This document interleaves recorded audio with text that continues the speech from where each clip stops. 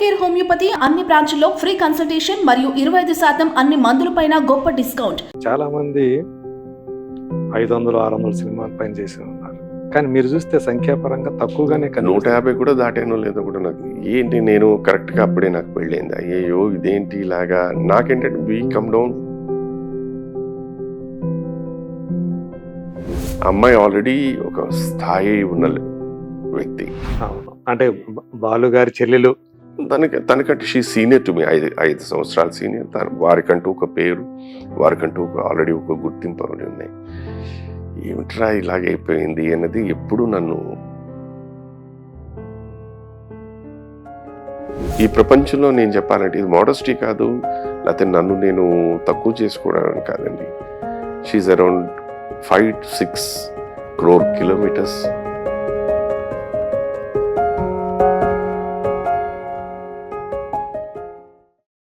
Welcome to Cube TV and daily culture channels.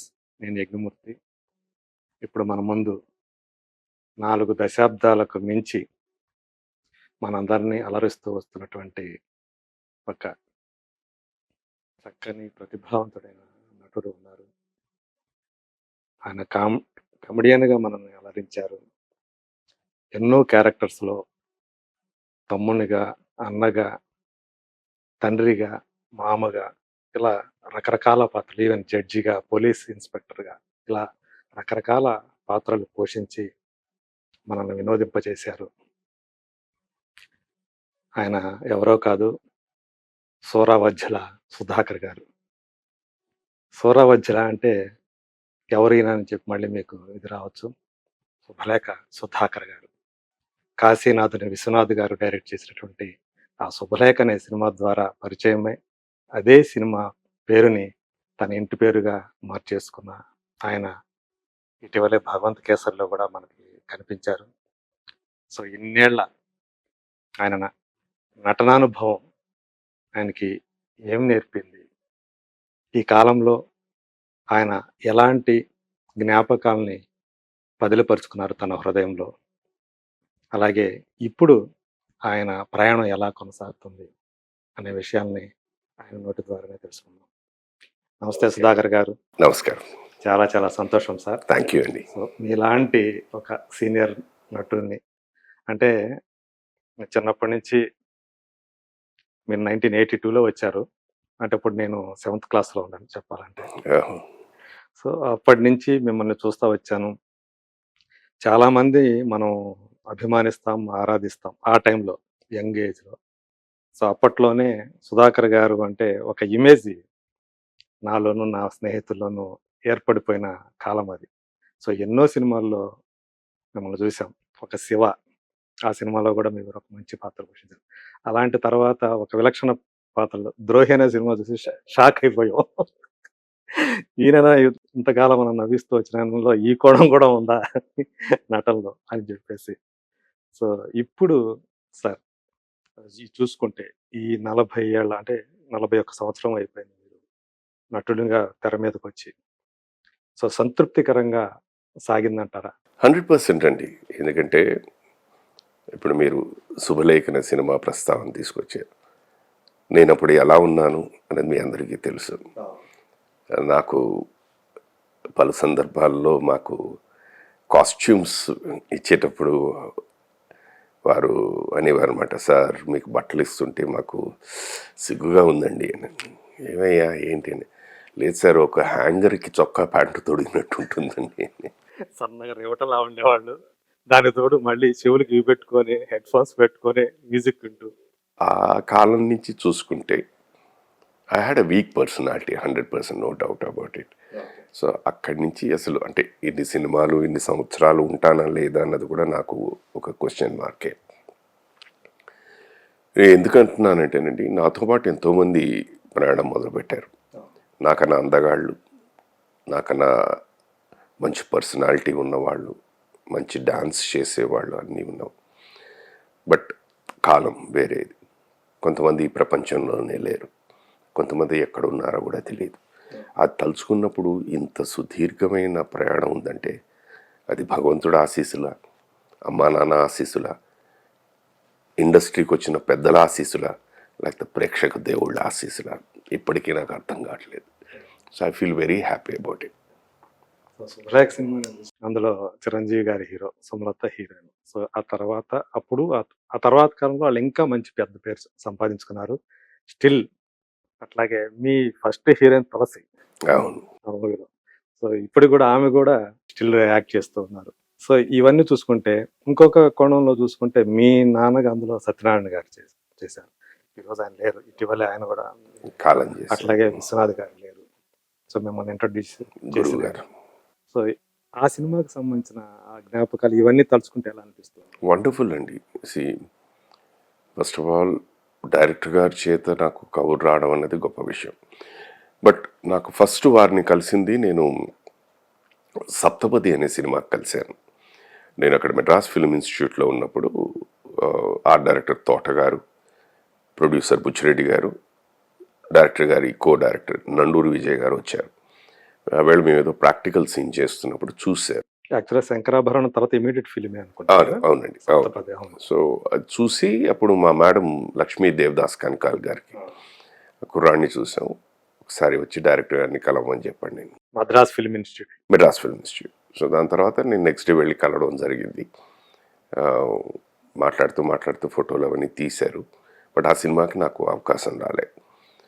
Institute అయిపోయిన తర్వాత నేను మెడ్రాస్లో ఉండాలి, ఏం చేయాలి అన్న దీంట్లోనే లక్కీగా అగైన్ అది భగవంతుడు పంపించిన అదృష్టం అనాలి.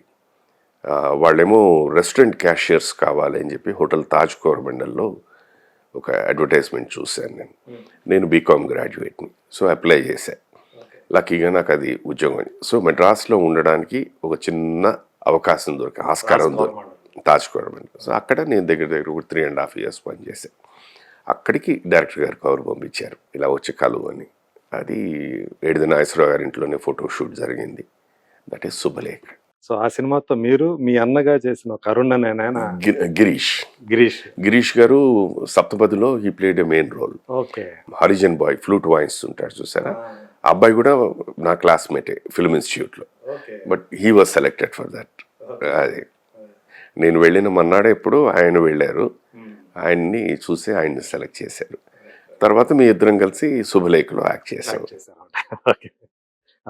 సో చిరంజీవి గారితో ఇప్పటికీ మీకు అంటే ఆయన అది నేను అసలు అంటే నేను యాక్చువల్గా మీకు ఆయనతో కాంబినేషన్ సీన్స్ లేవు అనుకుంటా కదా పెద్దగా. శుభలేఖలో ఎక్కువ లేవు. శుభలేఖలో లేవు. బట్ నెక్స్ట్ మంత్రి గారి వేంకుల్లో చాలా ఉన్నాయి. తర్వాత ఇంకో సినిమా వారితో చేసింది పులి.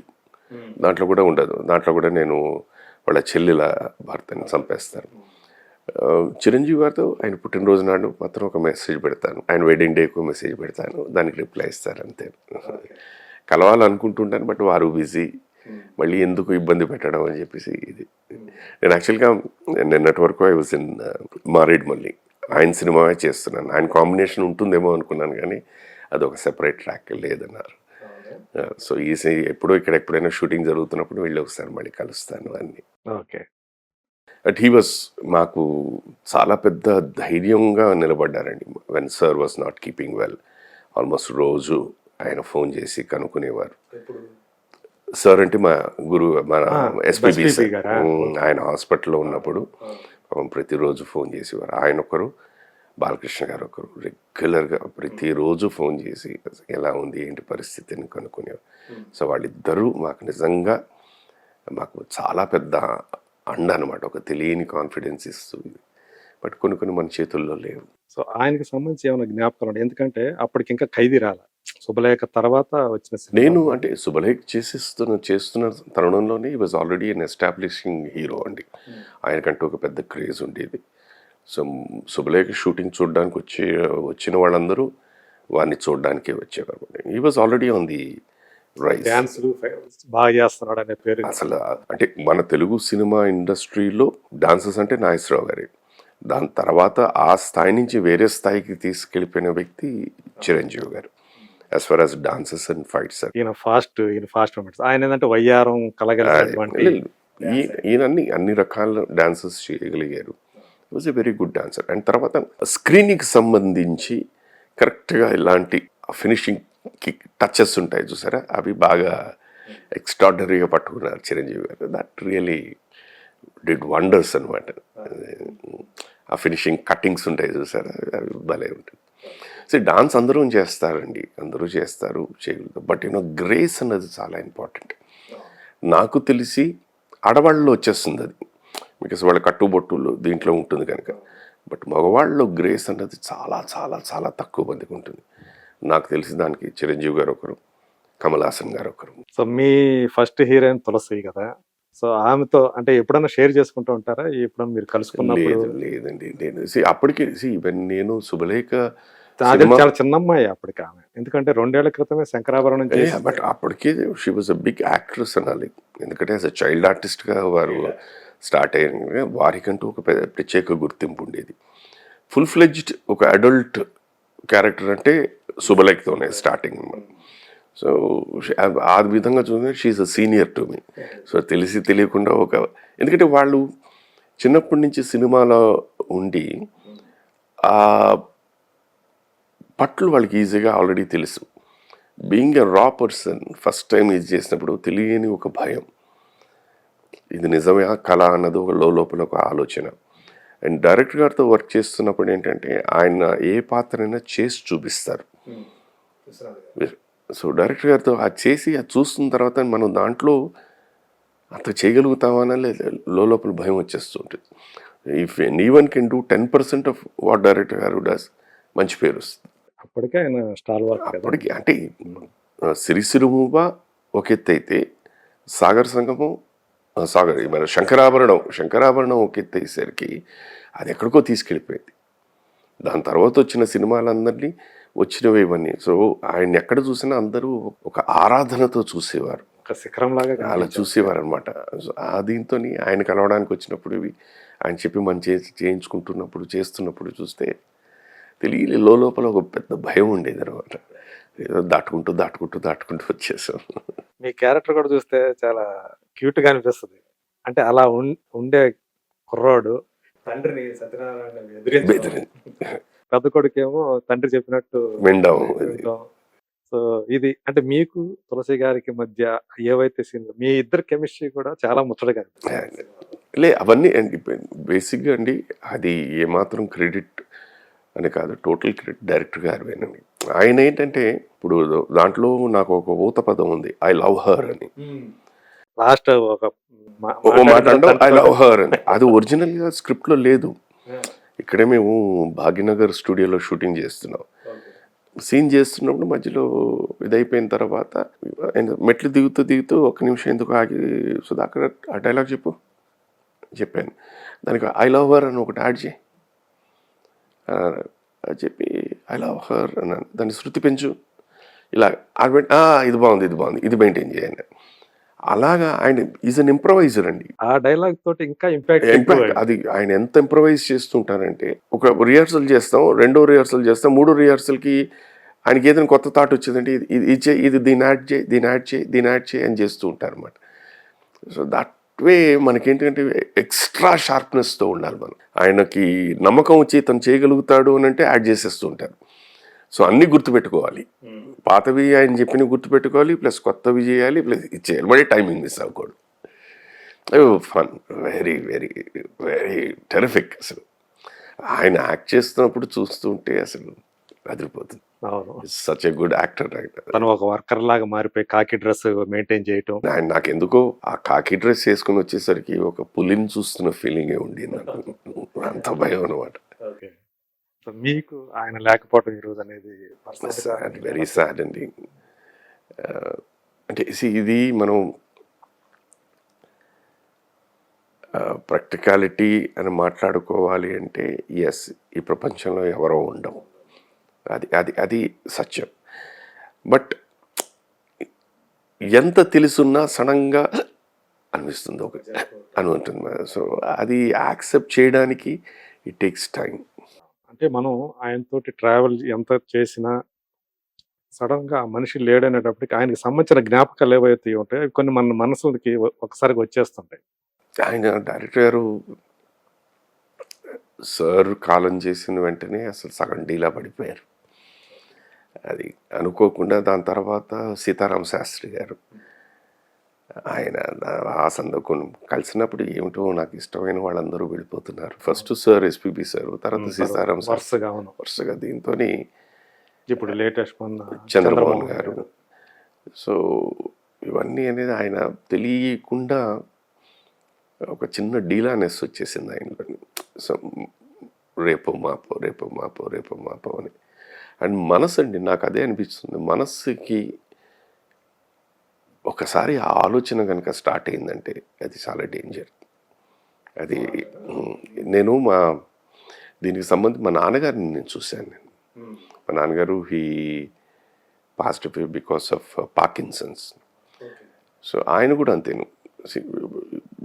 ఒక పీరియడ్ వచ్చిన తర్వాత నేను he was a very strong person, but ఒక పీరియడ్ వచ్చిన తర్వాత హీ గేవ్ అప్. వన్స్ ఆ గివ్ అప్ ఇచ్చేసిన తర్వాత ఇంకా శరీరం అంటే మనం దాని అధీనంలోకి వెళ్ళిపోతాం ఇంకా మనం. సో ఇంక ప్రతిదాన్ని ప్రిపేర్ అవుతాం. ఇంకంతే, ప్రతిదాన్ని దే స్టార్ట్ గివింగ్ అప్. ఎప్పుడైతే గివింగ్ మనకు తెలిసిపోతుంది, ఆ గివింగ్ అప్ మొదలు పెట్టారు అనుకోండి, దే ఎండ్ ఇస్ దాన్ని యూ కెనాట్ స్టాప్. మనలో ఉన్న ధైర్యం ఏమని నడిపిస్తూ ఉంటుంది. అది ఇప్పుడు అంటే ఏ సమస్య వచ్చినా కూడా ఆ సమస్యను మనం ధైర్యంగా తీసుకోగలిగితే దాన్ని మనం దాటుకుని వెళ్ళిపోతాం. లేదు అంటే ఆ సమస్యకి మనం లొంగిపోతాం. ఆ లొంగడమే దట్స్ ఇట్. అదే దట్ హావ్ సీన్. మా నాన్నగారితో చూశాను. అప్పుడు నాకు అనిపిస్తూ ఉంటుంది అనమాట, ఓహో దిస్ ఇస్ ఇట్, లైఫ్ అంటే this is how it ends అని. అంటే ఒక జననం ఒక మరణం అంటే మనం చెప్తూ ఉంటారు కదా, పెద్ద పెద్ద వాళ్ళందరూ కూడా, పండితులు కానీ ఆల్రెడీ మహామహులు చాలామంది చెప్పారు. అంటే జీవితం క్షణభంగురం అని. కన్ను అది ఉండదు చెప్తారు కదా, కవి చెప్పాడు కదా, కన్ను తెరిస్తే జన్మం, కన్ను మూస్తే ఇందులో ఉన్నదే. అందుకే అంటారు కదండి, first page last page already return. ఆ లాస్ట్ పేజ్ ఎప్పుడు అన్నది ఎవరికీ తెలియదు. ఈ మధ్యలో నువ్వు ఏం చేసావన్నది నువ్వు రాసుకో అన్నారు. సో ఈ ప్రయాణంలో మీరు విశ్వనాథ్ గారితో స్టార్ట్ చేసి, అలాంటి దిగ్దర్శకులతో స్టార్ట్ చేసి, జంధ్యాల గారు, బాపు గారు, వంశీ గారు, క్రాంతి వంశీ గారు, కుమార్ గారు, దాసర్ గారు, ముత్యాల సుబ్బయ్య గారు, రేలంగి నరసింహరావు గారు, రాఘవేంద్రరావు గారితో ఒక్క సినిమా కూడా చేయలేదు. ఓకే, ఆయన ఒక్కరితోనే ఆయన దృష్టిలో పడలేదు నేను. కొంచెం అది ఉండిపోయింది. అది అంటే ఫీల్ అవుతుంటారా?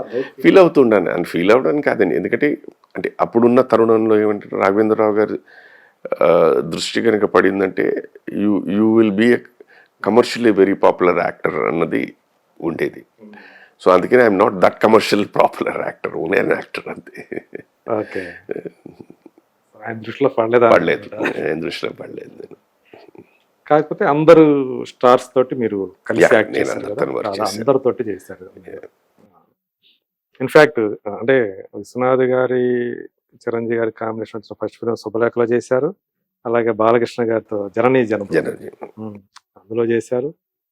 ఆల్మోస్ట్ వెంకటేష్ గారితో 2 సినిమాలు చేశారు డైరెక్టర్ గారు. దాంట్లో చేశారు. స్వర్ణకమలం చేయలేదు, ఇంకోటి చేసాము. సమ్ అబ్బాయి అని వస్తుంది, దాంట్లో చేశాను నేను. చిన్న క్యారెక్టర్, ఓకే, ఒక 1 సీన్ క్యారెక్టర్. వెంకటేష్ గారితో, నాగార్జున గారితో, బాలయ్య బాబు గారితో, చిరంజీవి గారితో ఆ దీంట్లో. సీనియర్ దీంట్లోనే రామారావు గారితో నేను వర్క్ చేయలేదు.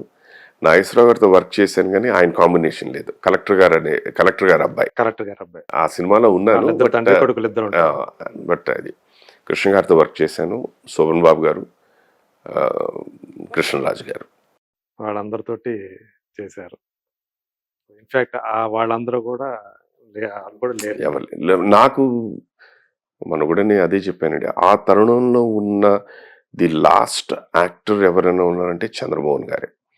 సో వారు కాలం చేసేసరికి ఆ తరుణం టోటల్గా ఇంకా మీకు ఆయనతో, చంద్రమోహన్ గారితో కూడా మంచి అనుబంధం ఉంది. నేను వారితో 4-5 సినిమాలు చేశానండి. అండ్ ఈ మా పెళ్ళైన తర్వాత వాళ్ళందరూ కజిన్సే కదా, బంధుత్వం కూడా ఉంది. సారు, డైరెక్టర్ గారు అండ్ వాళ్ళు చంద్రమోహన్, దేర్ ఆల్ కజిన్స్ అన్నమాట, ఫస్ట్ కజిన్స్. సో ఆ బంధుత్వం ఇది ఉండేది. బాగా సంపాదించుకున్న నటుల్లో చంద్రమోహన్ గారి పేరు కూడా చెప్పారు. అంటే సంపాదించుకున్న దాన్ని ఎలా దాన్ని జాగ్రత్త చేసుకోవాలి, భూముల మీద పెట్టి, కన్స్ట్రక్షన్స్ మీద పెట్టి, అలా ఆయన దాన్ని ఇచ్చేసుకున్నారు. అయినప్పటికీ అంత బాగా డబ్బున్న నటుడైనప్పటికీ కూడా ఆ భేషజం కానీ, అహం కానీ ఏమాత్రం లేకుండా. నేను అంటే prior to my getting married to Shailaja గారు. ఆయన ఒక సీనియర్ యాక్టర్‌గా ఉన్నప్పుడు వారితో నేను ఫస్ట్ టైమ్ పనిచేసినప్పుడు ఎక్కడ ఒక్క సెకండ్ కూడా ఒక కోణంలో కూడా నేను సీనియర్ అన్న భావాన్ని ఎప్పుడు చూపించేవారు కాదు. He was one of the most wonderful co actors. And ఏమైనా తప్పులు చేసి ఎక్కడైనా కొంచెం డైలాగ్ పడుతూ ఉంటే దాన్ని ఎలా విరిచి చెప్తే బాగుంటుంది, కంఫర్టబుల్‌గా ఉంటుంది అనేది చెప్పి ఎక్కడ ఇబ్బంది పడకుండా విసుక్కోకుండా కరెక్ట్ చేసి చెప్పించే వ్యక్తి. Such wonderful person. అండ్ ఇంకా ఆయనతో కూర్చున్నామంటే నవ్వుతూనే ఉంటాం. చివరి చూపు కోసం మీరు చెన్నై నుంచి కూడా వచ్చాను. ఐ కేమ్ డౌన్ అండ్ వరుసగా సినిమాలు చేసుకున్నారు. శివ మీకు చాలా మంచి పేరు నాకు తీసుకొచ్చారు. శివ మంచి సినిమా అండి. నార్మల్‌గా అదే చెప్తున్నాను. అలాంటి సినిమా పడిన తర్వాత నేను చాలా commercially such a big hit. చాలా బిజీ అయిపోయి ఉండాలి. అలాంటిది ఆ సినిమా తర్వాత నాకు సినిమాలు లేవు. అదే ఆశ్చర్యం అనిపిస్తుంది. ఎందుకని అదే. అదే అంటే టైంలో మీకు పెళ్లి కూడా జరిగింది కరెక్ట్. కదా? అదే పెళ్లి కూడా సంవత్సరం. జరిగింది. సో నేను ప్రతి విషయాన్ని నేను I take it in a positive way అండి. యెస్, మీరు అనొచ్చు ఇది మొగస్తుగా మాట్లాడుతున్నాం అని. చివుక్కుమంటుంది. యెస్, కాదంటలే. ఇదేంట్రా ఇంత సినిమా పడిన తర్వాత మనకు సినిమాలు లేవని. బట్ అదృష్టవశాత్తు దాని తర్వాత నేను కొన్ని సినిమాలు చేశాను. ఎవరో ఇలాగ ఇంటర్వ్యూ చూసిన తర్వాత మీరు ఈ పలానా సంవత్సరం ఈ సినిమా, పలానా సంవత్సరం ఈ సినిమా, పలానా సంవత్సరం ఈ సినిమా, మీరు సినిమా నేను వాళ్ళతో చెప్పేదంటే 365 రోజుల్లో 15 రోజులు 20 రోజులు పనిచేయడం అనేది గొప్ప, లేదా 365 రోజుల్లో 700 రోజులు పనిచేయడం గొప్ప. అంటే రెండు షిఫ్ట్స్ కింద చేయడం. సో నేను ఆ ఉద్దేశంతో అన్నాను నాకు పని లేదు అని. బట్ అగైన్ అదృష్టవశాత్తు ఆ సినిమాల్లోని మంచి పాత్ర పడింది, బాగా సక్సెస్ఫుల్. అందుకనే నేను సినిమాలు చేయలేదు అన్న ఫీలింగ్ ఎవరికి జనాలకి రావట్లేదు. అంటే యాక్చువల్‌గా ఇంత లాంగేవిటీ ఉన్న ఒక పీరియడ్ చూసుకుంటే చాలా మంది 500, 600 సినిమాల పైన చేసి ఉన్నారు. కానీ మీరు చూస్తే సంఖ్యాపరంగా తక్కువగానే 150 కూడా దాటానో లేదో కూడా నాకు తెలియదండి. అది చెప్తున్నాం కదా, అంత పెద్ద సినిమా పడిన తర్వాత నాకు సినిమాలు లేవు. ఒక 7.5 years. 7.5 years. 7.5 years నాకు ఇది లేదు. ఏంటి నేను కరెక్ట్గా అప్పుడే నాకు పెళ్ళైంది. అయ్యో ఇదేంటి ఇలాగా. నాకేంటంటే we come down from a lower middle class family. అమ్మాయి ఆల్రెడీ ఒక స్థాయి ఉన్న వ్యక్తి. అవును. అంటే బాలు గారి చెల్లెలు. తనకంటే షీ సీనియర్ టు మీ, 5 సంవత్సరాలు సీనియర్. వారికంటూ ఒక పేరు, వారికంటూ ఆల్రెడీ ఒక గుర్తింపు అవి ఉన్నాయి. ఏమిట్రా ఇలాగైపోయింది అన్నది ఎప్పుడు నన్ను తెలుస్తూ ఉండేది మనసుని. ఉండేది. తర్వాత నేను చెప్పినట్టు పాజిటివ్గా ఆలోచించి బహుశా నాకు వారికి మధ్య ఉన్న బంధాన్ని బలపరచడం కోసమే భగవంతుడు నాకు ఇక్కడ పని ఇవ్వలేదేమో అనిపిస్తుంది. ఒక పరీక్షలాగా పెట్టాడేమో. అనిపిస్తుంది. ఎందుకంటే అన్ని స్మూత్ గా ఉండి అంత రోజీగా ఉన్నప్పుడు ప్రాబ్లమ్స్ ఏమి ఉండవు. ఇబ్బందులు ఉన్నప్పుడే ప్రాబ్లమ్స్ బయటపడతాయి, వ్యక్తిత్వం బయటపడుతుంది, పద్ధతి. ఏంటంటే పెళ్ళైన కొత్తలోనే ఇలా జరగటం అనేది. సో ఆ దీని మీద లక్కీగా ఇద్దరు వేవ్ లెంత్ ఒకే దీంట్లో ఉండడం వల్ల అది బలపరచడానికి కోసమే భగవంతుడు ఇది చేసేయడం అని పాజిటివ్గా. సరే ఇది ఒక పక్కన పెట్టేస్తే నాకే కాదు నాలాంటి ఎంతో మందికి సినిమాని నమ్ముకుని వచ్చిన వాళ్ళందరికీ మళ్ళీ భగవంతుడు వరప్రసాదంగా పంపించింది టెలివిజన్. టెలివిజన్లో నేను చేసిన పాత్రలు అవన్నీ సినిమాల కింద తీసుకుంటే నన్ను కన్సిడర్ చేసి ఉండేవారు కాదు. బట్ ఆ దీంట్లో టీవీలో నేను చేసిన పాత్రలన్నీ నన్ను మళ్ళీ ఒక వేరే స్థాయికి తీసుకెళ్ళి. వదన సీరియల్ మీకు అది ఇది కథ కాదు. అలాగే పిన్ని, మీ వదిన, ఇవన్నీ ఏంటంటే ఈ క్యారెక్టర్స్ అన్ని సినిమాల కింద అయితే నేను ఉండేవాడిని కానీ పైగా విలన్గా బ్రహ్మాండంగా రాణించేశారు. సో ఆ విషయంలో చూసుకుంటే అగైన్ మీరు అన్నట్టు ఇందాల మీరు ఏదో పరిచయం చేస్తున్నప్పుడు వేరే కోణం అని చెప్పినట్టు ఇవన్నీ మెరుగుపరచడానికి చూపించడానికి భగవంతుడు ఇది ఇచ్చి నాకు టెలివిజన్ ఇచ్చారేమో అనిపిస్తుంది. అంటే ఆ 7.5 సంవత్సరం అంటే మీ జీవితంలోనే అత్యంత క్లిష్టకాలం అని అనుకోవచ్చు. చాలా. అలా అంటే ఒక పెద్ద ఫ్యామిలీ నుంచి ఏ లోటు లేకుండా పెరిగి వచ్చిన ఒక అమ్మాయి మిమ్మల్ని పెళ్లి చేసుకున్న తర్వాత ఆర్థికంగా ఇలాంటి పరిస్థితి, అంటే ఆదాయం ఏమీ లేని పరిస్థితుల్లో ఆమె ఎలా మీతోటి కోపం కాగలిగింది? అంటే ఎలాంటి పొరపచ్చాలు లేకుండా ఉండగలిగారా? అంటే బేసిక్ ఏంటంటేనండి, మనం వన్స్ కొంచెం బిజీగా ఉండి చేసిన ఏవో కొంచెం చిన్న వస్తువులు కొనుక్కుంటూ ఉంటాం. అవన్నీ ఏంటి ఫస్ట్ టైం మీకు ఆర్థికంగా ఇబ్బందిగా ఉన్నప్పుడు ఏంటి 1 by 1 వెళ్ళిపోతూ ఉంటాయి. సో అది వాజ్ లిటిల్ ఇన్కమ్ దాన్ని. అండ్ నిజంగా టు బి వెరీ ఫ్రాంక్, మొగస్తుతి కాదు, మోడెస్టీ కాదు, నాకు ఫైనాన్షియల్ డిసిప్లిన్ లేదు. ఓకే. సో అది టోటల్ ఫైనాన్షియల్ డిసిప్లిన్ అంతా తనకి. అందుకని చంద్రమోహన్ గారు పలు సందర్భాల్లో ఉన్నారన్నమాట. నా కూతురు అని చెప్పుకోవడానికంటే శైలజ అని చెప్పి. అవునా? అంత డిసిప్లిన్ అనమాట ఫైనాన్షియల్. ఓకే. సో అది that worked out. So she took care and అక్కడి నుంచి what ever was the thing, ఇది ఇది ఇది ఇది ఇలా చేద్దాం అంటే ఇంకా నువ్వు అనుకుంటా అది ఫాలో అయిపోవడం మొదలుపెట్టాను. బట్ లక్కీగా ఏంటంటే ఇద్దరం చెప్పాను కదా, ఇద్దరం ఒకే వేవ్ లెంత్లో ఉండడం వల్ల ఎవరి దగ్గర చేయి జాస్తలేదు. ఎందుకంటే అది కూడా ఒక ఇది మీ పరిస్థితి ఎలా ఉండేదన్నది బాలు గారికి తెలుసండి, తెలుసు. బట్ ఎక్కడ మేము మా ఇంటికి వచ్చినప్పుడైనా మేము అక్కడికి దీని ప్రసక్తి కానీ ప్రస్తావన ఇబ్బంది పడుతున్నామని ఎప్పుడు కూడా అసలు తను కూడా చెప్పేది కాదు అన్నయ్య. అదే అనుకుంటాను, మా ఇద్దరు వేవ్ లెంత్ సాలిడ్గా ఉండడానికి. ఉన్న దాంట్లో అడ్జస్ట్ అయ్యేవాళ్ళం. మా ఇంటికి ఎవరైనా వచ్చినా ఆ ఉన్న దాంట్లోనే తృప్తిగా పెట్టేవాళ్ళం. That is how is to go down. And things television వచ్చిన తర్వాత ఇట్ వాస్ వెరీ గుడ్. నేను ఇందాలన్నట్టు సంవత్సరంలో 700 రోజులు పనిచేసేవాడిని. ఎందుకంటే 4 shifts ఆఫ్ టెలివిజన్ సీరియల్స్ చేసేవాడిని. I was working day and night like that. మళ్ళీ ఆ టీవీ రంగం అనేది మిమ్మల్ని బాగా మళ్ళీ నిలబెట్టేసింది, ఆర్థికంగా నిలబెట్టేసింది. నటుడిగా కూడా మీకు సాటిస్ఫాక్షన్? నటుడిగా ఫస్ట్, ఆర్థికంగా పెద్దగా మనకి టెలివిజన్స్లో ఉండవండి. బట్ ఉన్న దీంట్లో ఏంటంటే చెప్పాను కదా, ఎవరి దగ్గర చేజార్చకుండా జీవితం అనేది కంఫర్టబుల్గా మనకున్న కోరికలు దీని మీద వెళ్ళిపోయేది. రేడాన్ వాళ్ళు చేశారు, చాలా ఉన్నాయండి. ఆల్మోస్ట్ ఆల్ ది సంస్థలన్నీ నాకు అక్కడ పనిచ్చాయి. అంటే అక్కడ మీరు మద్రాసులో అప్పుడు టెలివిజన్ అక్కడే ఉండేది, తెలుగు కూడా అక్కడే, అన్నీ అక్కడే చేసారు. తర్వాత అన్నీ మారిపోయినాయి. So that was one thing. Okay. ఇక అక్కడి నుంచి మళ్ళీ నిలబెట్టాను. తన మధ్యలో ఏదో లక్కీగా చేసిన అక్కడక్కడ అడపా చేస్తున్న సినిమాలు కూడా ఆ సినిమాలో ఆ పాత్రకి ఏదో కాస్త గుర్తింపు వచ్చేది, బాగుండేది. మళ్ళీ మీరు ఎక్కడ నటుడిగా ఎప్పుడు కూడా ఫెయిల్ అవ్వలేదు, అది ఎలాంటి పాత్ర అయినా కూడా. అంటే సినిమా ఇండస్ట్రీకి ఎలా ఉంటుందంటే మీరు ఎంత బాగా చేశారన్నది గొప్ప కన్సిడరేషన్, సక్సెస్ అన్నది important. So it is not that మీరు గుడ్ బ్యాడ్ అగ్లీ అని కాదు. Even if you're a bad actor, but if you're in a successful film they will continue. అందరు దృష్టిలో పడతారు. అది రాపాయన సినిమా అంటే ఎక్కువ మంది ఎవరు పట్టించుకోరు. అప్పుడు ఏమిటంటే అన్ని సెంటిమెంట్స్ వచ్చేస్తాయి, అక్కర్లేని సెంటిమెంట్స్ అన్ని గోల్డెన్ లెగ్ అని ఐరన్ అయ్యి రకరకాలు పెడతారు. వరుసగా సినిమాలు హిట్ అయితేనేమో గోల్డెన్ లెగ్ అంటారు, 2-3 సినిమాలు పోయినాయి అంటేనేమో మారిపోతుంది. So that is the difference. అంటే ఆ టైంలో యాక్చువల్ తను సింగర్ గా కూడా ఇప్పుడు మా ఇద్దరు కెరియర్స్ అలాగే అయిపోయిందండి. ఇప్పుడు పెళ్ళైన కొత్తలో ఆల్మోస్ట్ తను రోజుకి 4 పాటలు పాడేది. అలాంటిది ఒక 6 నెలల్లో అది కూడా క్లోజ్ అయిపోయింది. ఎందుకు జరిగిందని తెలియదు. మీది అలాగైంది, ఆమెది కూడా ఆయనకి చెప్పాను కదా, నేను పాజిటివ్గా మా ఇద్దరి మధ్య పెంచడం బంధం కోసమే అది చేశారేమో అనేసి. ఆ తర్వాత ఎప్పుడు కూడా మీ ఇద్దరు ఇంకా అసలు లేదు కదా అసలు.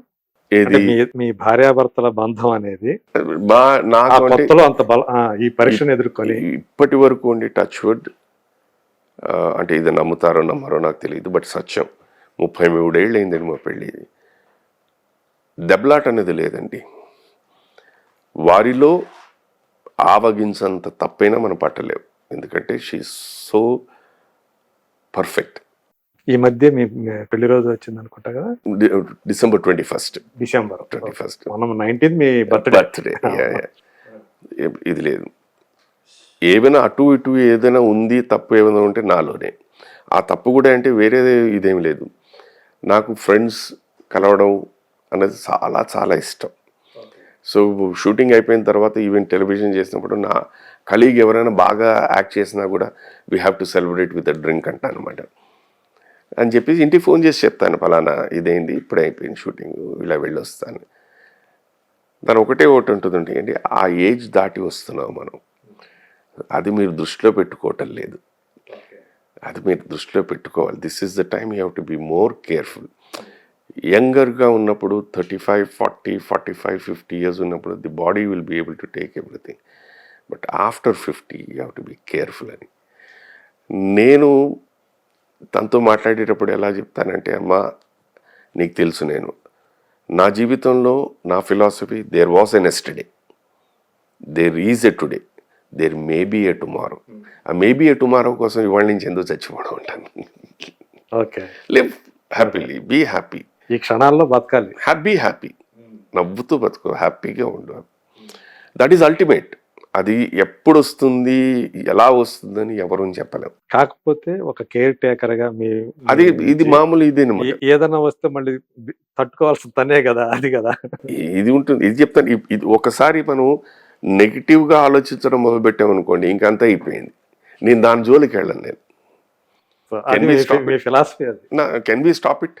అదే, యూ కెనాట్, ఏది కూడా యూ కెనాట్. అందుకనే దాని గురించి అసలు ఆ thought process, negative thought process సిస్టంలోకి దూరనివ్వద్దు. ఆ జర్మ్, నెగిటివ్ జర్మ్ అనేది దూరనివ్వద్దు అంటాను నేను. అక్కడే వస్తుంది.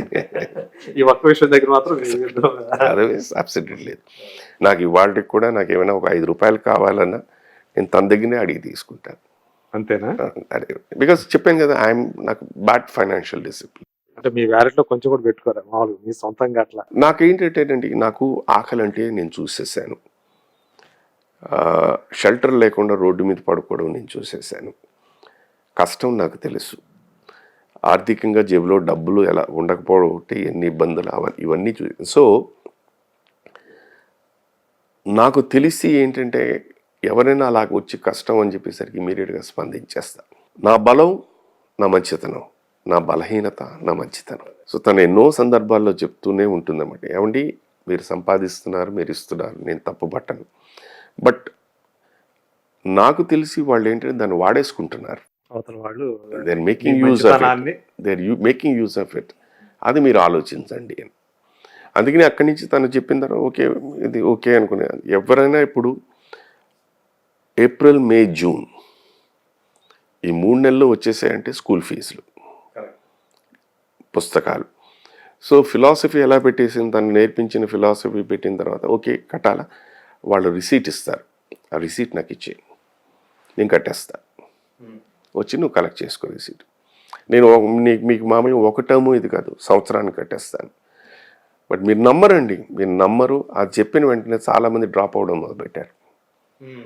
వచ్చిన వాళ్ళు ఇదిగో సార్ ఫీ అంటే 1 ఇయర్కి కట్టేస్తా, పుస్తకాలు కొనిచ్చేస్తా, జతలు బట్టలు వాళ్ళు 2 జతలు 3 జతలు కుట్టించమంటే 6 జతలు కుట్టించేస్తా, తీసుకోండి. ఎందుకంటే వర్షాకాలంలో వచ్చినప్పుడు ఎవరెవరికి చేస్తారు ఇది మన ఇండస్ట్రీలో వచ్చిన వాళ్ళందరికీ ఎవరో ఉంటారు, లైట్ బాయ్స్ ఉంటారు, మేకప్ వాళ్ళు ఉంటారు, వీళ్ళు ఉంటారు, వాళ్ళు ఎవరో వాళ్ళు వస్తూనే ఉంటారు.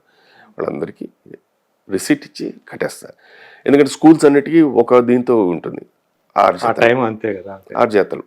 ఎందుకంటే వర్షాకాలం వచ్చిందంటే బట్టలు ఆరవు పాప పిల్లాడు. ఎందుకంటే ఇవన్నీ నేను అనుభవించిన వాడిని.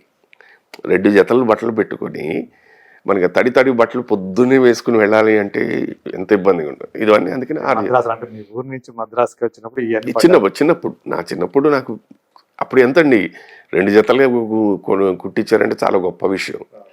1 జత కుట్టించుకున్న వాళ్ళే ఎంతోమంది ఉన్నారు. సో వాళ్ళ మీద బెటర్, ఆ ఉద్దేశంతో ఇస్తాను. సో వాష్ చేసినా కూడా ప్రాబ్లం ఉండదు, వాడి కుర్రాడు పిల్లడికి ఉండదు. తర్వాత అలా తగ్గిపోయి తర్వాత ఇంకా ఈ హాస్పిటల్స్ అన్నది కామన్. ప్రతి వాళ్ళకి ఏ ప్రాబ్లం ఉన్నా ఇమీడియట్గా సార్ ఇది ఇబ్బంది. నిన్న కూడా నేను ఎవరో ఇక్కడే హైదరాబాద్లోనే ఎవరో నాకు తెలిసిన డ్రైవర్ ఎప్పుడో అతను ఏదో యాక్సిడెంట్ అయిందండి, హాస్పిటల్లో ఉన్నాను, వీడియో తీసి పంపించింది, మీరు ఏమైనా హెల్ప్ చేయండి. Okay fine.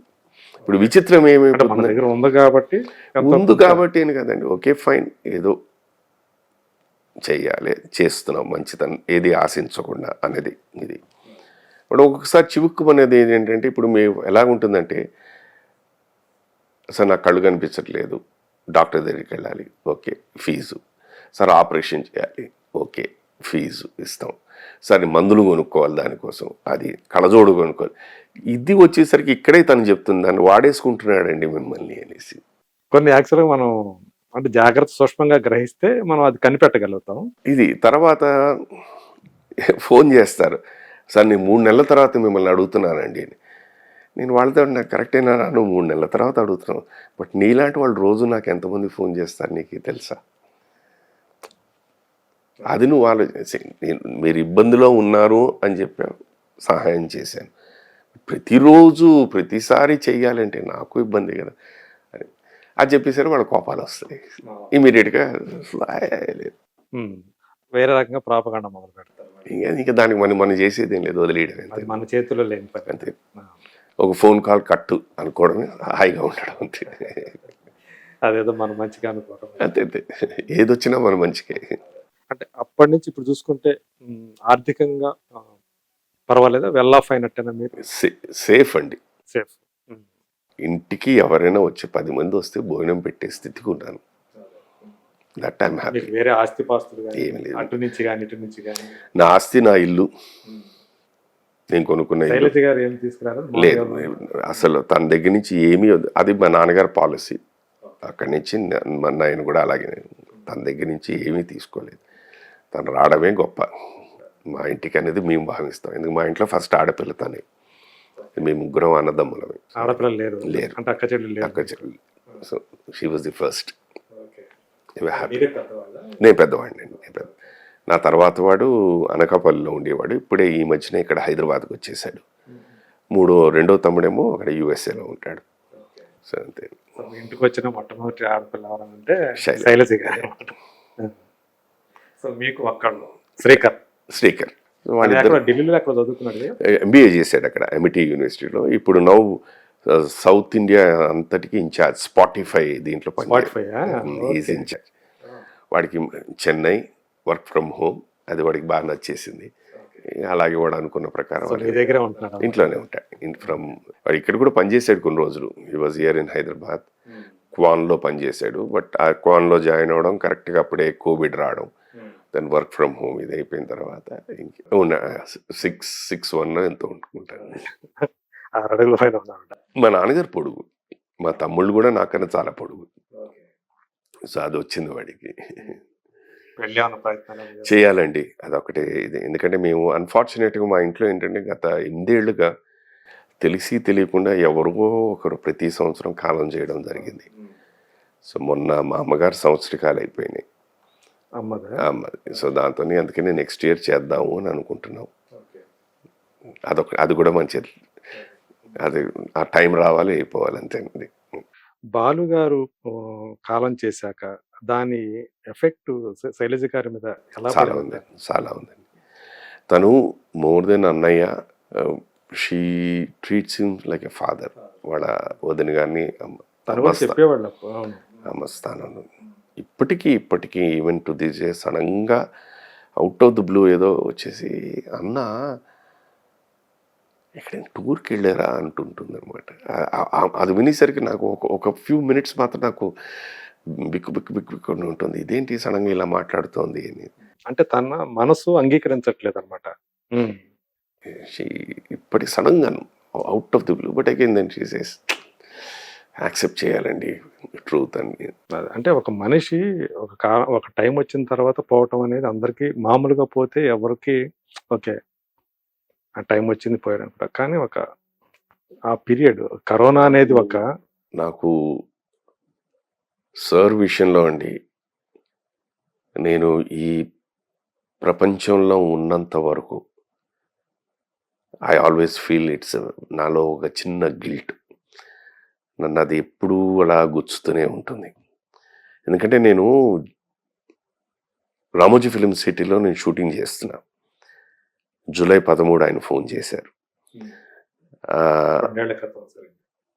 కరెక్ట్ కరోనా పీరియడ్లో 20. నాకు తెలుసు మీరు రామోజీ ఫిలిం సిటీలో షూటింగ్ చేస్తున్నారు, ఇది ఏంటి అక్కడ పరిస్థితి, what are the precautions they are taking, మీరు ఏంటి ఎలా చేస్తున్నారు షూటింగ్. మాదొక్కటే షూటింగ్ జరుగుతుంది అప్పుడు. చెప్పాను ఎవ్వరు లేరండి, అన్నీ క్లోజ్ చేశారు, మాదొక్కటే జరుగుతుంది. ఇండోర్ ఏం చేస్తున్నారంటే అక్కడ ఏదో డిసెంట్ ప్లాంట్ పెట్టారు, ప్రతి వాళ్ళు దాంట్లోంచి వెళ్ళడం రావడం ఇది చేయడం. ఎవ్రీ 2 hours వచ్చి వాళ్ళు ఏదో మన మస్కిటో దీంట్లాగా అది పొగ కొట్టడం, ఇది అవుట్డోర్ షూటింగ్ చేస్తున్నారు అని అడిగారు. Yes sir.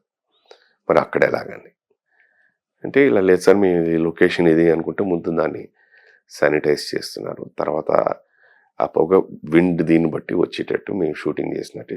అంటే అంత ఆయన ఈ టైంలో షూటింగ్ అంటే ఆయన కూడా అన్ని అడుగుతూ జాగ్రత్తలు అడుగు నేను చేస్తున్నారా నాకు లేదా? ఎప్పుడు వాడిని ఎందుకు అని అడిగే ధైర్యం లేదు. నేను ఎప్పుడు అడగలేదు. అదే మీరు సార్ అంటంలోనే ఆ ఆయన దీని సంబంధించిన తర్వాత అప్పుడు వారు చెప్పారు ఇలాగా రమ్మంటున్నారు అనేసి. అప్పుడు నేను అన్న మాట ఇది, సార్ మాకే ఇంత జాగ్రత్తలు తీసుకున్నప్పుడు మీకు ఇంకా తీసుకుంటారు కదా అండి. అది తలుచుకుంటే ఇవాళ నాకు, ఎందుకంటే అంత నమ్మకంతో వచ్చిన వ్యక్తిని ఆ మాట నేను నిలబెట్టుకోలేకపోయాను, పోగొట్టేసుకున్నాను. అది మాత్రం నన్ను గుచ్చుతూనే ఉంటుందండి. ఎందుకంటే ప్రతిరోజు ఎక్కడో ఒకళ్ళ ఎవరో ఒకరు వారి ప్రసక్తి తీసుకురాకుండా ఉండదు.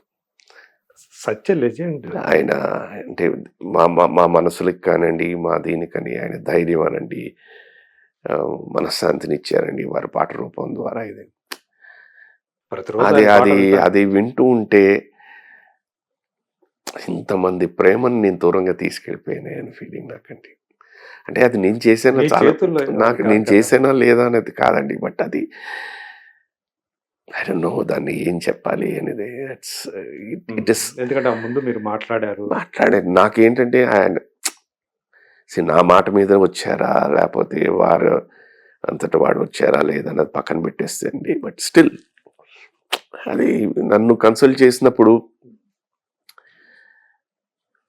డెఫినెట్గా ఏంటంటే నా మీద నమ్మకంతోనే కదా ఆయన చేసి ఉంటారని. అది మాత్రం ఎవ్రీడే ఇట్స్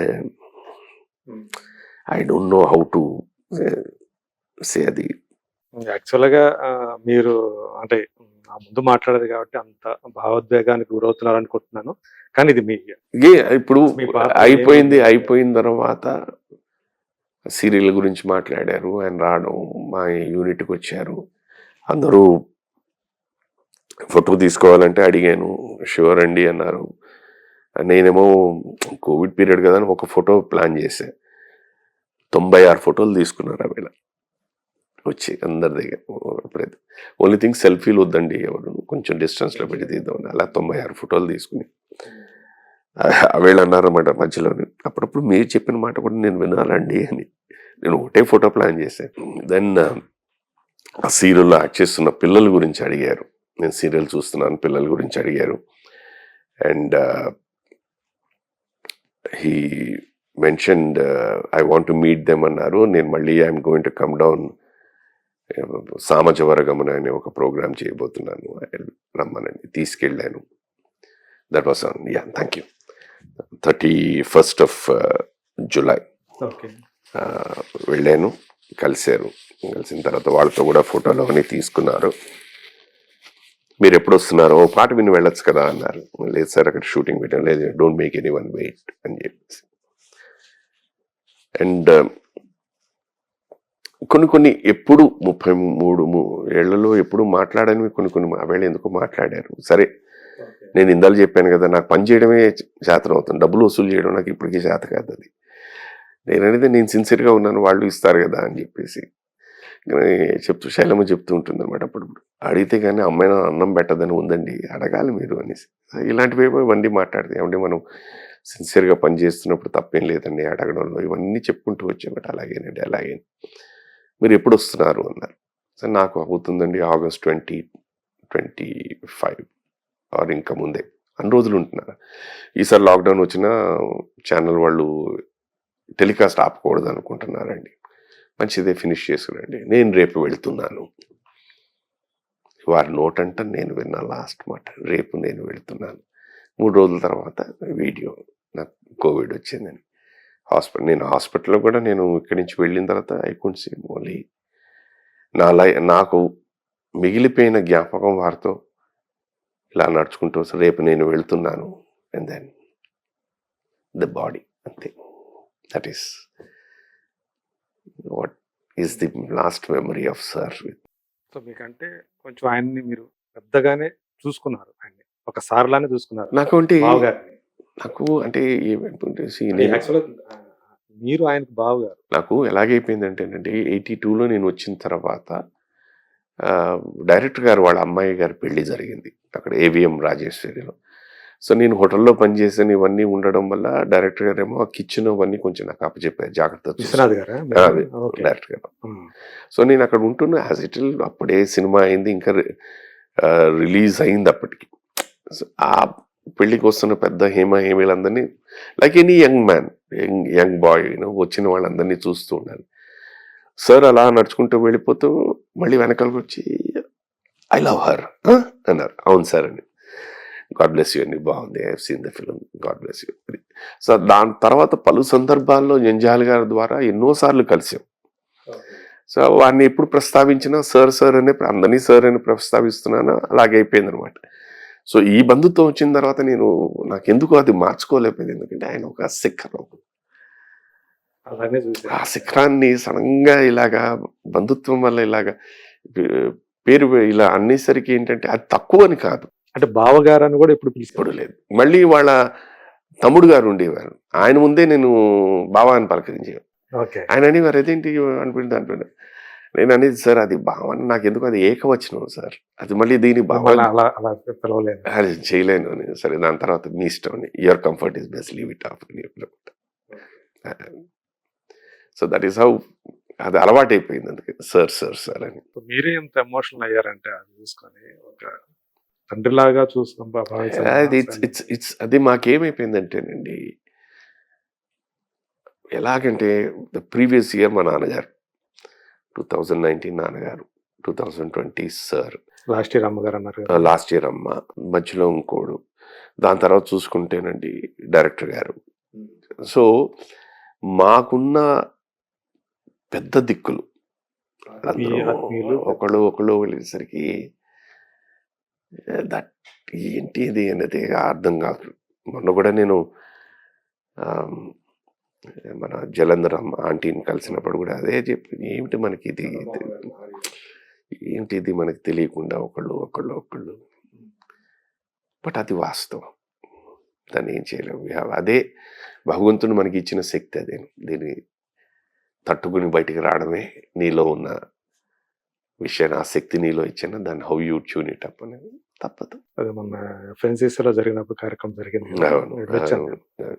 చాలా మంది చాలా is a great actor, Chandramohan గారి గురించి is a great actor, there is no doubt. మీరు ఎలాంటి పాత్ర ఇచ్చినా ఆయన అసలు అక్కడ చంద్రమోహన్ గారు కనిపించారు, ఓన్లీ పాత్రే కనిపిస్తుంది, అంత అద్భుతమైన. నాకైతే ఆయన సిరిసిరి మూవీ అయితే నేను ఆ పాఠం శుభోదయం అండి, శుభోదయం, సీతామహాలక్ష్మి అండి, 16 ఏళ్ల వయసు అండి, అవన్నీ మళ్ళీ ఎన్ని కామెడీ సినిమాలు చేసి నవ్వించారు మనం. ఇదెందుకు ఇంటింటి రామాయణం ఇలా చెప్పుకుంటూ వెళ్ళిపోతే ఆయన ఫస్ట్ సినిమావే ఇది. అదే అంటారండి, ఆ కాలంలో ఉన్న ఆర్టిస్ట్ దీంట్లో రంగారావు గారు, ఎస్వి రంగారావు గారు అని, ఈ బుడతడు ఎవడు అన్నారట. అందుకని ఆయన చేసినప్పుడల్లే ఇతను ఉండాలి ఈ బుడతడు ఎవడు అన్నారట. Is a great actor, great actor. Sir కూడా గురించండి, సార్ పాట, సార్ మాట, సార్ యాంకరింగ్, సార్ యాక్టింగ్, ఇవన్నీ ఒక ఎత్తు అయితే he was a wonderful person అండి, గ్రేట్ హ్యూమన్ బీయింగ్. ఎంత సౌమ్యంగా ఆయన ఇవన్నీ ఇప్పుడు అంటే ఇవాళ లక్కీలు ఇవన్నీ ఉండి వీ కెన్ హియర్ అండ్ ఇవన్నీ పక్కన పెడితేనండి, ఒక మంచి వ్యక్తి, మంచి మనిషిని పోగొట్టేసుకున్నామే అన్నది. ఒకసారి నాకు అంటే ఆయన మామూలుగా కలుస్తూ ఉంటాం కానీ ఆయనతో కాస్త మాట్లాడగలిగే అవకాశం శారద స్టూడియోలో ఒకసారి వచ్చింది. నిజంగానే ఆయన ప్రతి ఒక్కరికి వారిచ్చే మర్యాద అంటే irrespective of your status, your stature, అందరినీ అలాగే ఉంది. గొప్ప విషయం అండి.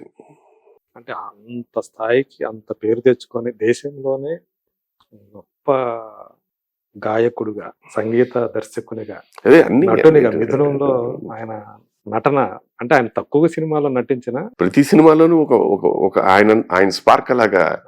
పక్కింటి అమ్మాయిలో ఎలా ఎంత సరదాగా నవ్విచ్చారు. మన శంకర్ గారి సినిమా ఉంది కాదలను, తెలుగులో ఏంటో తెలియదు, ప్రేమికుడు. దాంట్లో ఆ చిన్న డాన్స్ అసలు ఎంతలా అలరించేసింది అందరినీ. సో ఈ ఎమోషన్ నుంచి కొంచెం అట్లా సరదాగా వెళ్దామండి. చెన్నై రోడ్ల మీద మీరు నరేష్ గారు తిరిగేవాళ్ళు కదా అప్పట్లో. అప్పుడు అంటే ఇండస్ట్రీ అక్కడ ఉండేది కదండి. అన్ని ఏంటంటే పక్కపక్కనే 5-6 వీధులు. ఆ 5-6 వీధుల్లోనే అన్ని ఆఫీసులు.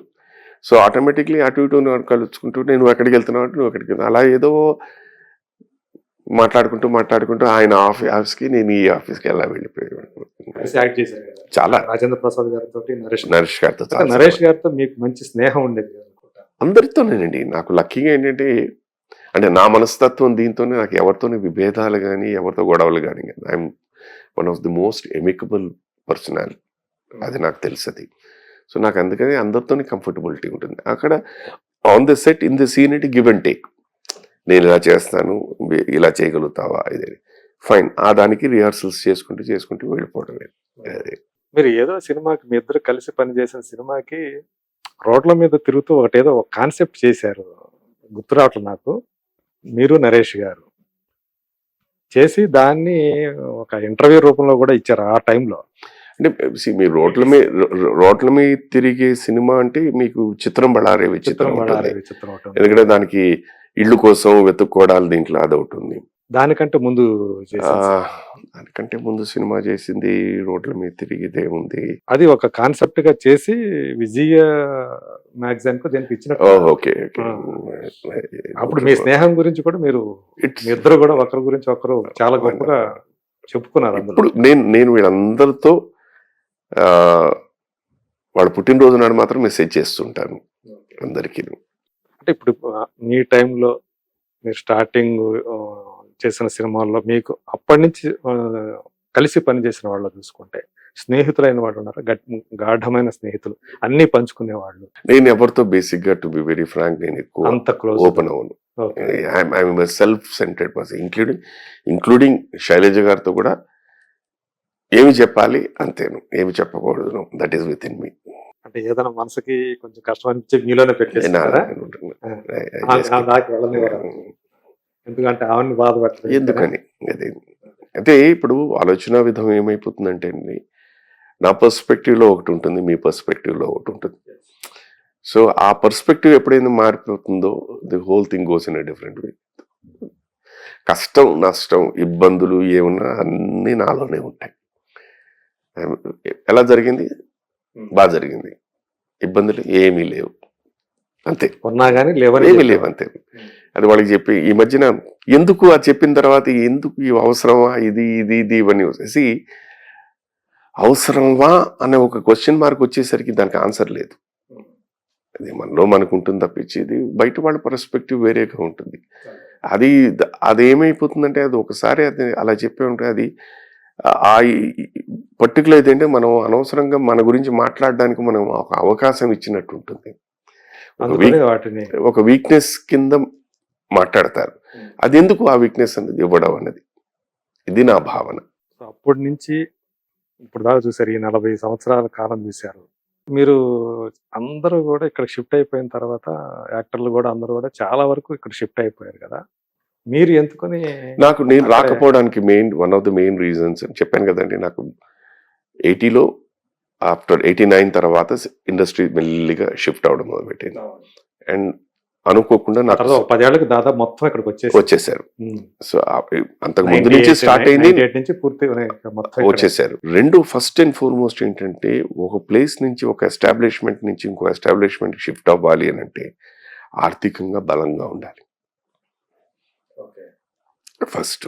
అది నాకు అప్పుడు పరిస్థితి లేదు. సో మళ్ళీ ఇక్కడికి వచ్చి ఇక్కడ వెతుక్కుంటూ ఇదన్నీ చేయడం అనేది చాలా కష్టమైంది. అంటే అప్పట్లో ఇక్కడికి షిఫ్ట్ అవడానికి కావడానికి యాక్టర్లకి వాళ్ళందరికీ కూడా స్థలాలు ఇచ్చారు కదా. మా దగ్గర రాలేదు, నా దగ్గర దాకా మీ దాకా రాలేదు అసలు. రాలేదు, నా దాకా ఎందుకు సార్ దగ్గరికే రాలేదు. నిజంగానా? 100%. అదేంటది? అది ఏంటి అని అందుకనే అవన్నీ మనకు వద్దులేండి, అదే గతం గత. సో తనే వద్దనుకొని అట్లా లేదు అసలు ఆయన దగ్గరికి కూడా నేను రాలేదు. దీంట్లో కూడా ఒక 2-3 సందర్భాల్లో ఏదో మా మధ్యన ప్రస్తావన వచ్చినప్పుడు ఆయన దగ్గర కూడా లేదండి నాకు కూడా. ఎందుకంటే అప్పటికి మ్యూజిక్ అంతా చెన్నై బేస్డ్ గా. సో అందుకని ఏం చేశారంటే మ్యూజిక్ వాళ్ళు అక్కర్లేదని చెప్పేసి వాళ్ళు ఎవరు మన వాళ్ళు ఎవరు అప్రోచ్ అవ్వలేదు ఎందుకు వాళ్ళకి. So that is how it went down. ఆర్థికంగా నేను I was not in a position to shift. తర్వాత ఏంటి నాకు లక్కీగా చెప్పాను కదా వరప్రసాదం టెలివిజన్, అది అక్కడే. సో ఓకే, మనం చేసింది మంచిదే, మన గౌరవం మనకుంది, మనం ఇది. అందుకని ఎప్పుడు శోభన్ బాబు గారు చెప్తాను, నువ్వు నీ 4 గోడలు నువ్వు మాత్రం కట్టుకుని ఉండు. ఆ 4 గోడల మధ్య నువ్వు ఏం తింటున్నావు, ఏం తాగుతున్నావు అన్నది ఎవరికి తెలియదు. అలా ఉంచుకో. ఓకే. నువ్వు బయటకు వచ్చిన తర్వాత నువ్వు మామూలుగా అది అవసరం. అందుకని ప్రతి వ్యక్తిని ఏమన్నాడు, ఫస్ట్ ఇల్లు కొనుక్కో, ఇల్లు కట్టుకో, ఇది కట్టు అన్నదే చెప్పేవారు ఆయన. అంటే నీ ఇంట్లో నువ్వు ఉంటే ఇంకా బయటికి వెళ్ళిపోండి. నువ్వు అద్దె ఇంట్లో ఉన్నావు అనుకో, నువ్వు ఇంటి లోపల నువ్వు మంచినీళ్ళు తాగు బతుకుతున్నా 2 నెలలు నువ్వు అద్దె కట్టలేదు అనుకో, 3వ నెలలు నీ జీవితం అంతా రోడ్డు మీద పడేస్తారు. అది తప్పు కాదు, అది వాళ్ళు అందుకే ఇచ్చారు. సో అందుకని దీని మీద అక్కడ ఏదో ఆల్రెడీ అప్పటికి ఏదైనా సొంత ఇల్లు ఉంది కనుక, నేను అప్పటికే కొనుక్కున్నాను కనుక వద్దు, ఇది మళ్ళీ అమ్ముకుని ఉంది, ఇది అదొకటి మంచి పని. సో ఇది తీసి మళ్ళీ ఇది అమ్మి మళ్ళీ అక్కడికి వెళ్ళడం, ఇవన్నీ ఏమిటి, ఎందుకులే నీ ఆలోచనలోనే సగం వెళ్ళిపోయింది. ఈలోగా మళ్ళీ టెలివిజన్ అటు వచ్చింది. అక్కడే తర్వాత ఇక్కడ ఇండస్ట్రీ షిఫ్ట్ అయిపోయిన తర్వాత ఇక్కడ వచ్చేసి షిఫ్ట్ అయిన వాళ్ళు చెప్తున్న కొన్ని ఇబ్బందులు అవన్నీ చేసిన తర్వాత నాకంటే ఓకే, ఇవన్నీ తన మీద ఎక్కువ ప్రభావం వచ్చేసి వద్దండి, అవసరం అని ఇదైపోయింది. ఈలోగా సార్ కాలం చేయడం. ఇప్పుడు తను చాలా గట్టిగా నిలబడింది ఇదేంటంటే, వదులున్నారు, ఎవరో ఒకళ్ళు ఉండాలి తోడు. So now at this time వారిని అలా వదిలేసి వెళ్ళడం అనేది మంచిది కాదు. అంటే వాళ్ళ చరణ్ ఉన్నాడు కదా, చరణ్ గారు ఇప్పుడు లక్కీగా భగవంతుడి దయ వల్ల లేకపోతే వాళ్ళ నాన్నగారు ఆశీస్సుల వల్ల ఈజ్ బీ వెరీ బిజీ. తండ్రి గారి నుంచి ఆ పాడుతా తీగా చేస్తున్నారు, స్వరాభిషేకం చేస్తున్నారు. అంటే ఇవాళ వారు పాడుతున్న పాటలన్నీ వింటుంటే బిగినింగ్ డేస్ ఆఫ్ సార్ పాడిన పాటలలాగే ఉంటున్నాయి. అండ్ అదృష్టవశాత్తు నిజంగా వీఆర్ సో హ్యాపీ, ఆయన పాడిన పాటలన్నీ మంచి ఆదరణ పొందుతున్నాయి. Very happy for that, very happy for that. Is busy. So Charan విషయంలో ఒక మేనత్తగా తను కూడా హ్యాపీగా. వాళ్ళిద్దరూ చాలా క్లోజ్ అండి, వాళ్ళిద్దరూ చాలా క్లోజ్. తనలో అండి ఇంక్లూడింగ్ సార్ ఉన్నప్పుడు కూడా ఏమైనా ఒక విషయం మాట్లాడాలంటే, పంచుకోవాలి అంటే తనతోనే మాట్లాడేవారు. అవునా? ఏదైనా ఒక డెసిషన్ తీసుకుని మాట్లాడేవారు. ఈవెన్ సార్ ఉన్నప్పుడు కూడా, సార్ కూడా ఏమైనా ఒక డెసిషన్ తీసుకోవాలి ఏదైనా అనుకున్నప్పుడు తనకు ఫోన్ చేసి మాట్లాడేవారు. ఇలా అనుకుంటున్నాను, ఇది చేయాలి, ఇలా చేయాలని. తనేదో తన తోచింది ఏదో చెప్పేది, లేదంటే అన్న ఫైనలీ నీ డెసిషన్ అన్న, నువ్వేం తీసుకున్నా it's okay, we're all there. అలాగే చరణ్ గారు కూడా మా ఇంట్లో అండి, ఇంక్లూడింగ్ మా నాన్నగారు కానీ మా అమ్మగారితో పాటు కానీ వాళ్ళ తరఫున కానీ ఏదైనా ఒక ప్రాబ్లం, సమస్య లాంటిది వస్తే అందరూ తన్నే కన్సల్ట్ చేస్తారు. శైలజ గారిని. ఓకే, తను పెద్దరికం వహించేస్తారనమాట ఈ విషయాలు. అంటే తను ఎందుకంటే నమ్మకం అనండి, లేకపోతే తన ప్రవర్తన అనండి, ఆలోచించి ప్రతిదీ చేస్తున్నాను. అంటే తను ఏదైనా చెప్పిందంటే కరెక్ట్ అనేది నమ్మకం అందరికి. దీని మీద ఇది అనమాట. సో అందుకని నేను అంటున్నా, your Mother Teresa for us అంటుంటాను అనమాట. తనకు మంచి కాంప్లిమెంట్ అయితే శైలజ గారు. సో తను కావాలని అంటే పాటలకి, సినిమా పాటలు పిలవలేదు ఎవరు, ఓపెన్ గా చెప్పేస్తున్నాను, తప్పేం లేదు దీంట్లో. నాకు ఎలాగా అవకాశాలు మధ్యలో రాకుండా ఉన్నాయి, అన్నీ అలాగే. దాని తర్వాత మారిపోయింది, తరం మారిపోయింది. She's a very contented person అండి. తనకి తన ఇల్లు, తన దేవుడు, తన పూజ, వాళ్ళ అబ్బాయి ఉంటే చాలు తనకి. సుధాకర్ గారు ఉంటే పర్వాలేదు, ఉంటే ఉన్నా ఒకటే, లేకపోయినా ఒకటే. తన ప్రపంచం అంతా ఇలా ఉంటుంది. అంతే, తన ప్రపంచం అంతే, అది దాటి ఇంకేం లేదు.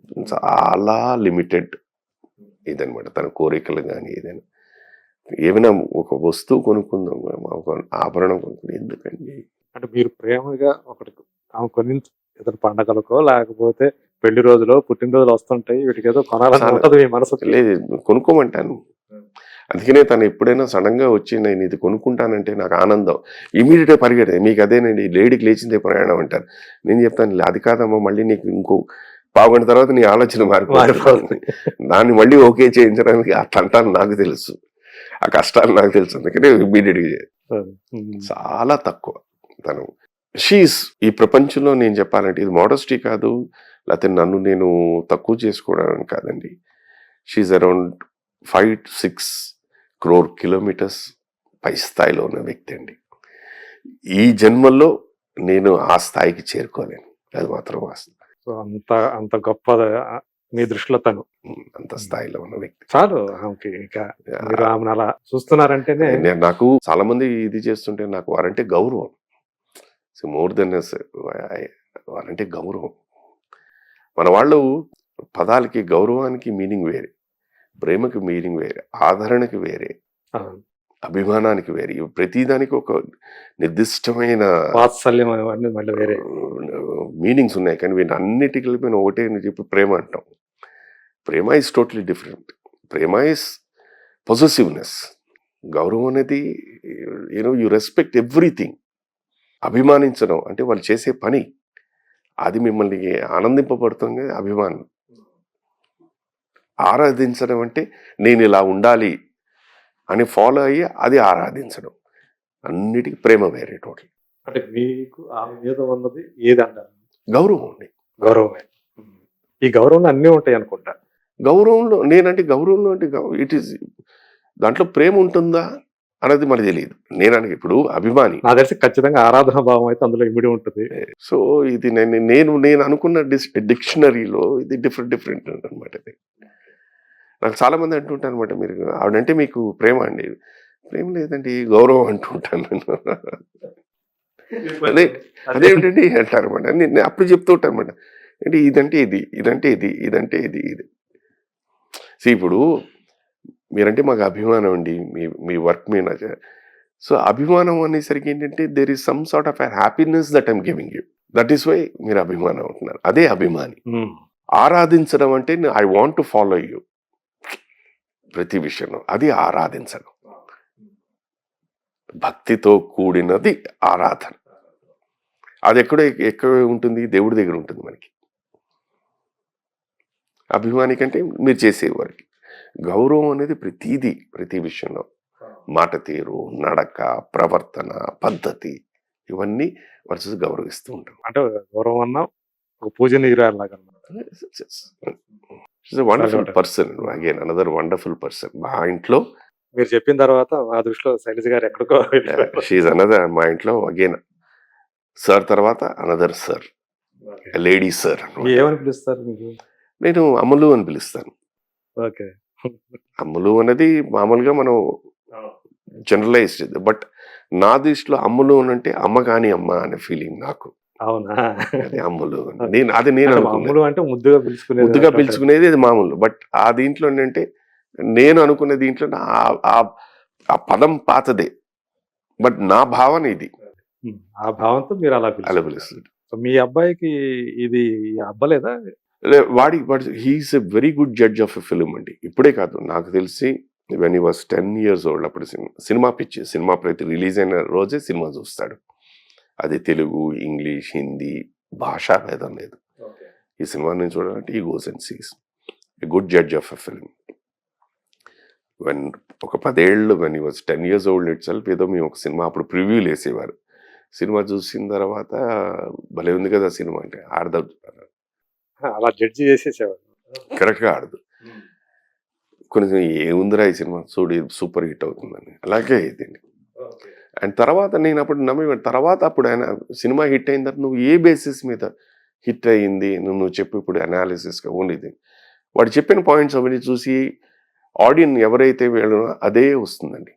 అంటే జనం పలుసు తెలిసిపోయేది. సో దాని తర్వాత అటు ఇటు చేసి హీ డిడ్ హిస్ బీకామ్, కొంచెం సిఏ ప్రయత్నించాడు, హాఫ్ ఏ వదిలేశాడు, ఐసీడబ్ల్యూ వదిలేసాడు, మీడియా అండ్ మార్కెటింగ్ చేశాడు, ఎంబీఏ చేసి ఇక్కడ క్వాన్లో పనిచేశాడు. రాణా గారి కంపెనీ, సురేష్ బాబు గారు. అక్కడ కూడా చెప్పాడు కొన్ని సబ్జెక్ట్స్ అసలు వర్కౌట్ అవ్వదు, వద్దు వద్దు వద్దు వద్దు వద్దు అని. రానాకే సురేష్ బాబు గారు వాళ్ళు, ఎందుకంటే ఈ వాజ్ ఇన్ ద టెక్నికల్, వద్దు సార్ ఇది వర్కౌట్ అవుతుంది. సరే వాళ్ళు with their this thing. And the result వచ్చిన తర్వాత నిజంగా he was right. Srikar is right. He was right. మొన్న కూడా ఎప్పుడు సార్ మాట్లాడుతూ, సురేష్ బాబు గారు మాట్లాడుతూ, నేను ఇలాగా చెన్నైలో ప్లానింగ్ టు స్టార్ట్ క్వాన్, నువ్వు మళ్ళీ will you take it up అనేసి. లేదండి ఆల్రెడీ స్పాటిఫైతో ఉన్నాను నేను. సో అడిగారు, can you come back Srikar అని. లేదు సార్ నేను స్పాటిఫైతో ఉన్నాను, యాజ్ ఆఫ్ నౌ నాకు వేరే ఇది లేదు. Anything I let you know. అంటే తన యొక్క టాలెంట్ తెలుసు అన్నమాట సురేష్ బాబు. అదే లేకపోతే అడగరు కదా. ఓకే, కాకపోతే టచ్ లో ఉంటారా వాళ్ళు? మాట్లాడుకుంటాడు, ఎందుకంటే బికాస్ ఇది మ్యూజిక్ సిస్టమే కదా, స్పాటిఫై స్పాటిఫై మ్యూజిక్. సో అలాగా ప్రొడక్షన్, సురేష్ ప్రొడక్షన్స్, లేకపోతే వాళ్ళు ప్రజెంట్ చేసిన ఫిల్మ్స్, వాళ్ళకి సంబంధించిన ఫిల్మ్స్ ఏదో ఉంటాయి. అయితే రాణా గారికి సంబంధించిన ఫిల్మ్స్ కానీ, వెంకటేష్ గారికి సంబంధించిన as an actor. So music సంబంధించి మాట్లాడడం జరుగుతుంటుంది. పాడతాడా? పాడండి, 24 గంటలు పాటలు వింటాడు. ఈవెన్ ఎగ్జామినేషన్ టైంలో చదువుకున్నప్పుడు కూడా పాటలు వింటాడు. అది సార్కి ఉండేదట అలవాటు. ఆయన పాటలు, రఫీ గారి పాటలు వింటూ చదువుకుని చేసేవారు. సో ఆ అలవాటు ఉంది. he listens to music, die-hard fan of cinema. మరి యాక్టింగ్ కానీ సింగింగ్ కానీ రాలేదు. ఇదొక వైచిత్రం. బట్ మళ్ళీ చూడండి, అగైన్ అది ఈశ్వరి ఇచ్చా అన్నట్టు మళ్ళీ అటు ఇటు చేసి మళ్ళీ సినిమాకి సంబంధించి వచ్చింది. సో దట్ సిమ్, అదొక ప్రపంచం వాడిది. మరి మీరు ఇప్పుడు ఎలా అనిపిస్తుంది? ఇప్పుడు ఇండస్ట్రీ చూస్తుంటే, అప్పటి నుంచి చూస్తూ వస్తున్నారు కదా, చెన్నైలో ఉన్నప్పుడు ఇవాళ ఉన్న పిల్లలకి ఆపర్చునిటీస్ ఎక్కువ అండి. అది నిజంగా వండర్ఫుల్ ప్లాట్ఫామ్స్ వచ్చేసాయి, అండ్ సక్సెస్ రేట్ కూడా అలాగే వచ్చేస్తుంది. ఇప్పుడు నేను స్టార్ట్ చేసినప్పుడు శుభలేఖన సినిమా అయినా కుర్రాడు ఎవడో బాగా చేశాడు అని ఉన్నా కూడా విశ్వనాథ్ గారి సినిమా ఆయన డైరెక్షన్లో కానీ. సో నేను సుధాకర్ అనే వ్యక్తి యాక్ట్ చేయగలుగుతాడని ప్రూవ్ చేసుకోవడానికి 4 సినిమాలు కావాలి. 5వ సినిమా నుంచి okay, is a good actor, ఎవరి దగ్గరైనా రాణించగలుగుతాడు, ఎవరి డైరెక్షన్ అన్నది వచ్చింది. ఇవాళ అలా కాదు. మీకు అలా హిట్ కొట్టారా అయిపోయింది, మారిపోయింది. So that way they are very lucky. 2, ఆ రోజుల్లోని ఒక హీరో అంటే కొలబద్దు ఉండేది. ఒక హీరోయిన్ అంటే ఇలా ఉండాలి, హీరో అంటే ఇలా ఉండాలి, విలన్ అంటే ఇలా ఉండాలి, క్యారెక్టర్ యాక్టర్ అంటే కమేడియన్ అంటే. ఇవాళ అవి ఏమీ లేవు, పారామీటర్స్ ఏమీ లేవు. Anyone can become a hero, anyone can become a heroine. So that is an advantage. I'm telling positives. ఇది ఈ అడ్వాంటేజెస్ వచ్చేసరికి ఏంటంటే దాన్ని ఎలాగ వాళ్ళు యూస్ చేసుకోవాలో తెలియటం లేదు. తర్వాత ఇవాళ ఉన్న జోనర్ ఆఫ్ ఫిల్మ్స్ అన్ని డిఫరెంట్గా అయిపోయినాయి. ఆ రోజుల్లో ఒకటే ఫ్యామిలీ, ఇవన్నీ యాక్షన్ ఇలా ఉండేది. సో ఇవాళ ఏంటంటే వాళ్ళకి it's a wide open platform. చాలా మంది సినిమాల్లో రాణించిన వాళ్ళందరూ ఇవాళ మీకు యూట్యూబ్ అనండి, లేదా వేరే platforms, there very big actors. ఇంకో ప్లాట్ఫామ్ దొరికేసి you're able to prove. So that way there advantage. అంటే ఎంటర్టైన్మెంట్ ఫీల్డ్ అనేది ఇప్పుడు మారిపోయింది, టోటలీ ఓపెన్ అప్ అయిపోయింది. వాళ్ళ కాన్ఫిడెన్స్ లెవెల్స్ ఆర్ ఫెంటాస్టిక్. సినిమాలకి లేకపోయినా వెబ్ సిరీస్ అదే చెప్తున్నాను. ఇప్పుడు వాళ్ళ confidence levels are so fantastic అండి. మేము పెరిగిన వాతావరణం అంటే అప్పుడున్న పరిస్థితులు అంటే పద్ధతి అనండి, రిహర్సల్స్ చేసేవాళ్ళం.